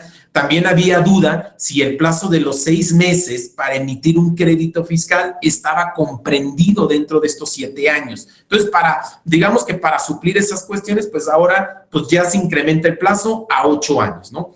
Ahora, aquí cobra relevancia cuando uno presenta un acuerdo conclusivo, ¿verdad? Porque pues, los acuerdos conclusivos pues pueden durar, por regla general debiera ser 1 año, pero sabemos que en la práctica duran más. Entonces, si sumamos el plazo del acuerdo conclusivo, pues sí podemos, y lo veíamos que se excedían de esos 7 años para fincar un crédito fiscal, ¿no? Entonces, pues sí son situaciones que hay que tener muy presentes, ¿no? Otro cambio, Fidel, es que pues ahora sí para cancelar el RFC por liquidación, pues ya es un nuevo requisito la opinión positiva de cumplimiento de obligaciones en materia de seguridad social, ¿no? La famosa opinión del 32D. ¿Y qué es lo que vemos aquí? Pues que hay una tendencia a ser más general, ¿no? Esta opinión positiva de cumplimiento del 32D, y pues lo que veíamos hoy en la práctica es que pues cuando una empresa ya estaba en liquidación, cesaban sus operaciones por fusión, etcétera, ¿no? Pues solicitas desde luego tu cancelación del RFC y te ponían trabas, pues ya sea porque tienes a un EFO o porque tienes diferencias entre lo que declaras y lo que facturas, etcétera, pues eran trabas para obtener esa cancelación. Pues ahora hay nuevos requerimientos para poder tener esa cancelación, ¿no? Digamos que es una forma de control, ¿no? De asegurar. Sí, cada día es más complicado. Si tú quieres liquidar una empresa, pues se vuelve ya un martirio, ¿no? Digo, si a lo mejor si eres una empresa bien portada, pues no tienes tanto problema, ¿no? Y qué bueno que lo están haciendo para las empresas que no se portan bien, pero al final te lleva a que una empresa bien portada tenga que cumplir con un montón de requisitos para poderse liquidar. Pero creo que es una buena medida la que están tomando, porque creo que sí se está abusando también en ese sentido. Sí, correcto, Fidel. Y bueno, otro cambio también es la actualización de la actividad económica cuando hay discrepancia con los conceptos que facturamos en los FDIs. Entonces, ahora, pues la autoridad puede actualizar tu información ante el RFC y actualizar tu actividad económica, ¿sí? Esto... Sí, no, bueno, sí, y fíjate que esto cobra relevancia, ¿no? Con el tema que hoy en día vemos con lo de tasas efectivas, que dicho sea de paso, ya hemos visto cartas, invitación, pues donde el fisco advierte que por los conceptos que facturas, ¿verdad?, son de cierta actividad económica que entran en estas listadas, ¿no? Y que ya te están estableciendo una tasa efectiva de impuestos, entonces ya te están requiriendo aclaraciones, ¿verdad? Para identificar si estás en el parámetro de tasa efectiva o no. Entonces, sí cobra relevancia y sí aquí, pues hay que hacer un diagnóstico interno, ¿no? Regularizarnos en ese tema de la actividad económica que realizamos y la que tenemos dada ante el RFC, ¿no? Otro tema, fíjate que he inquietado y digo, esto no es propiamente nuevo, ya existe algo en ese sentido, pues es la confidencialidad en operaciones con partes relacionadas y pues recordemos que pues bueno, ya hay, y con esto se establece que en las revisiones de gabinete pues hay un procedimiento para darle a conocer a un contribuyente información confidencial obtenida de terceros en operaciones comparables, ¿sí? Entonces, aquí, pues te van a proporcionar esa información confidencial, lo cual nos parece bastante grave, pero, pues bueno, por lo menos dicen, te obligan a firmar un documento de confidencialidad, ¿no? Donde tú te comprometas a no dar mal uso a esa información y pues bueno, desde luego hay un candado, digo, pues la información que tú obtengas es para autocorregirte o en su caso para desvirtuar, etcétera, ¿no? Pero eso es bastante preocupante porque pues tienes acceso a información confidencial, ¿no? De un tercero y pues bueno, recordemos que estos temas estuvieron muy vigentes, muy presentes cuando fue el tema de las informativas BEPS, que como sabemos, pues hay información confidencial, ¿no? De secretos comerciales, industriales, que incluso ya te obligan a compartir. Y pues dio lugar a medios de defensa, amparos, ¿no? Impugnando eso precisamente.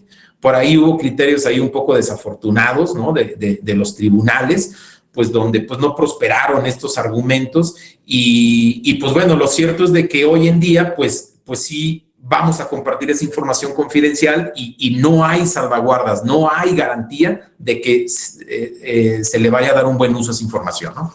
Entonces, pero bueno, eso lo vemos hoy en día. Otro tema, Fidel, que también es muy importante y ya lo apuntaba también José Luis, ¿no? En la parte de renta, y es en el caso de fusión y escisión de sociedades, ¿no? Pues como ya lo señalábamos, pues se detectaban, ¿no? Abusos, ¿no? Ciertas prácticas, ¿no? Donde pues tú llevabas a cabo escisiones con la finalidad de transmitir las pérdidas sin que hubiese pues una transmisión del capital social, ¿no? Como tal, ¿no? Entonces pues hay ciertas precisiones en la redacción de la ley, en ese sentido se viene a aclarar que lo que vas a transmitir va a ser ese capital social, ¿no?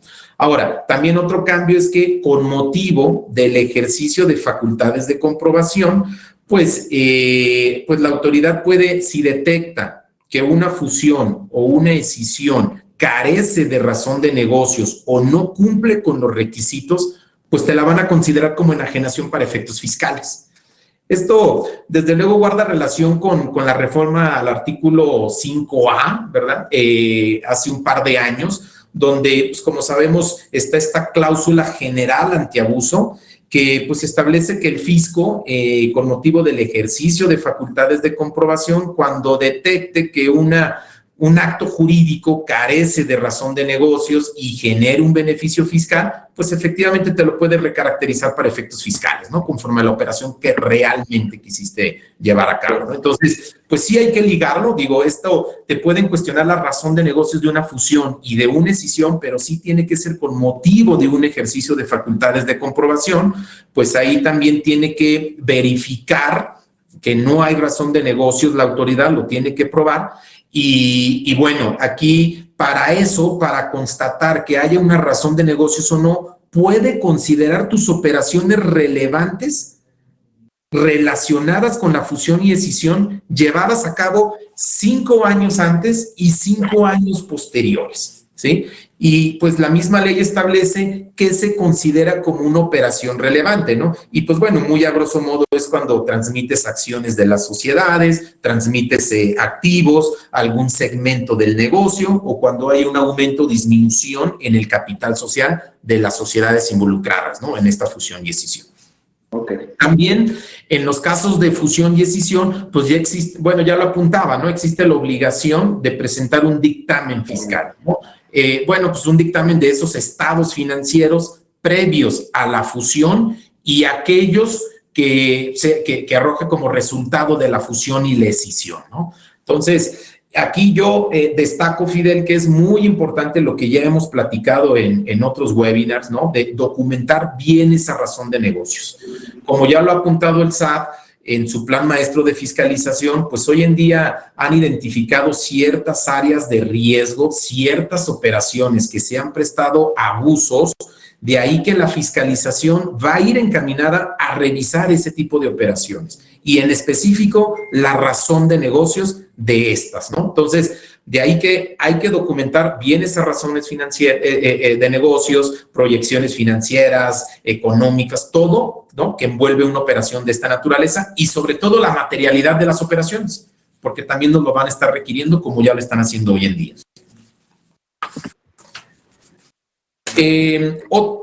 Sí, otro tema, Fidel, es en materia de acuerdos conclusivos. Se establece una modificación para que el plazo máximo para concluir un acuerdo conclusivo sea de 1 año. Hoy en día, pues sí, vemos que pues hay algunos, sobre todo de empresas multinacionales, que incluso tardan más de 1 año, 1 año y medio, ¿no? Entonces ahora, pues si quiere poner ya ese candado, o sea, que sea 1 año solamente. Y hoy en día también, como bien sabemos, tenemos derecho a la condonación de las multas del 100% la primera vez que vamos al acuerdo conclusivo. Entonces, ahora se precisa en el texto de la normatividad que regula el acuerdo conclusivo que sí, la primera vez vamos a tener derecho a la reducción de la multa en un 100%, pero segundas o posteriores ocasiones tenemos derecho a aplicar solamente un 20 o 30% de la multa, dependiendo de la etapa, ¿no?, de la auditoría, que esto ya se establecía, ¿no?, en Ley Federal de los Derechos del Contribuyente, era un derecho, pero bueno, ahora ya se establece y entonces ya es obligación, digamos, bueno, si se aprueba esta reforma, desde luego, que cuando presentemos un segundo o un tercer acuerdo conclusivo, el derecho a poder aplicar solamente la multa en un 20% o 30%, ¿no? Bueno, también, por otra parte, Fidel, en el tema de multas, pues también vienen a fortalecerse en esa parte, ¿no? Nuevos supuestos de multas, nuevos supuestos de delitos, pero bueno, dos multas que destacamos, Fidel, digo, hay otras más, pero dos que destacamos es que hoy en día, ya en el caso de un EDO que no acredita la materialidad dentro del plazo de 30 días hábiles a que publican a ese EFO en las listas negras del SAT, si no acreditamos la materialidad dentro del plazo de 30 días hábiles, pues ya nos aplica una multa, ¿sí? O sea, ya nos pueden determinar esa multa. Entonces, ahora el cambio para homologar se establece que cuando con motivo de una facultad de comprobación, si el fisco detecta que deducimos operaciones amparadas en facturas con operaciones simuladas, ¿no?, que no acreditamos esa materialidad, nos pueden aplicar una multa que ronda del 55 al 75% del comprobante fiscal. Entonces, pues sí vamos a estar en un escenario, ¿no?, donde, pues con motivo de una auditoría, aparte de la multa general, ¿no?, que nos aplican por omisión de impuestos, vamos a sumarle una multa por este tipo de operaciones que deducimos, ¿no?, con estos proveedores de las listas negras del SAT. Yo creo que lo hacen para que lo pienses antes de hacer operaciones con este tipo de proveedores, ¿no? Definitivamente, ¿no? Entonces, pues sí, vienen más sanciones y bueno, otra multa que también destacamos, ¿no? La cancelación fuera de plazo, ¿no?, de los CFDIs, de las notas de crédito que fueron emitidas por error, pues también nos van a dar lugar a una sanción, ¿no?, que puede ser el 5 al 10%, ¿no?, del comprobante. Entonces, imagínate. Ya no te puedes equivocar. Entonces, bastante, ¿no? Bastante fuerte este tema de las multas. Perfecto. Y el último tema, y creo que es de los importantes, Adalberto, el tema de delito de defraudación fiscal calificada. ¿Ahí cómo están? ¿Qué cambios hubo? Sí, mira, Fidel, efectivamente, a partir de la reforma del outsourcing que entró en vigor en abril y la parte fiscal, como sabemos, en septiembre, pues uno de los cambios relevantes es que para aquellos que recurran a las prácticas de subcontratación laboral, que pues ya está prohibida, o que simulen servicios especializados, pues bueno, hay un delito y es un delito de defraudación calificada. Hoy en día ya existe eso. Entonces, ahora el cambio como parte de esta iniciativa consiste en que pues la autoridad detectó que hoy en día pues sí se recurre a esquemas donde donde simulan servicios profesionales independientes para no tenerlos como trabajadores propios, ¿no? Entonces, pues se recurren a este tipo de figuras, ¿no? Como lo señala el fisco pues simulas un servicio profesional independiente. Entonces, el cambio consiste en que cuando simules un servicio profesional independiente utilizando el régimen de confianza, del cual ya nos platicó José Luis, pues eso va a ser también un delito de defraudación fiscal calificada. Entonces, pues eso es por una parte, y por otra parte, pues también deducir o acreditar sobornos en contravención a las leyes de anticorrupción, pues eso como tal también es un delito de defraudación fiscal calificada, ¿no? Y esto pues dentro del entorno, ¿no?, del combate a la corrupción, etcétera, pues este es un delito, ¿no?, para aquellos que deduzcan, imagínate, deducían sobornos, ¿no? Entonces, pues ahora ya queda claro que es defraudación fiscal calificada y pues la consecuencia es de que las penas pueden aumentar hasta en un 50% más, ¿no? Cuando es un delito calificado, ¿no? Como es el caso. Perfecto. Pues la verdad, muchísimas gracias a todos en los temas que queríamos compartir con ustedes. Creo que hay temas de bastante interés que hay que vigilar. Hay que esperar qué pasa ahora en Cámara de Diputados, Cámara de Senado, si se aprueba todo, qué cambios pueden promover o qué eliminan. Digo, la idea era comentarles a todos los temas más relevantes que vemos en esta reforma y que tenemos que empezar a observar y cuidar antes del cierre del año, porque nos pueden impactar varios de ellos. Agradecerles, José Luis, Adalberto, por la participación en este evento y a todos los que estuvieron aquí presentes. Muchísimas gracias por acompañarnos en estas 2 horas.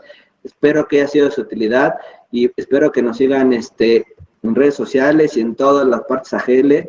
Y esperemos estar en contacto con ustedes y actualizándolos de los cambios que vayan surgiendo respecto de esta reforma fiscal. Pues muchísimas gracias a todos y pues estamos al pendiente.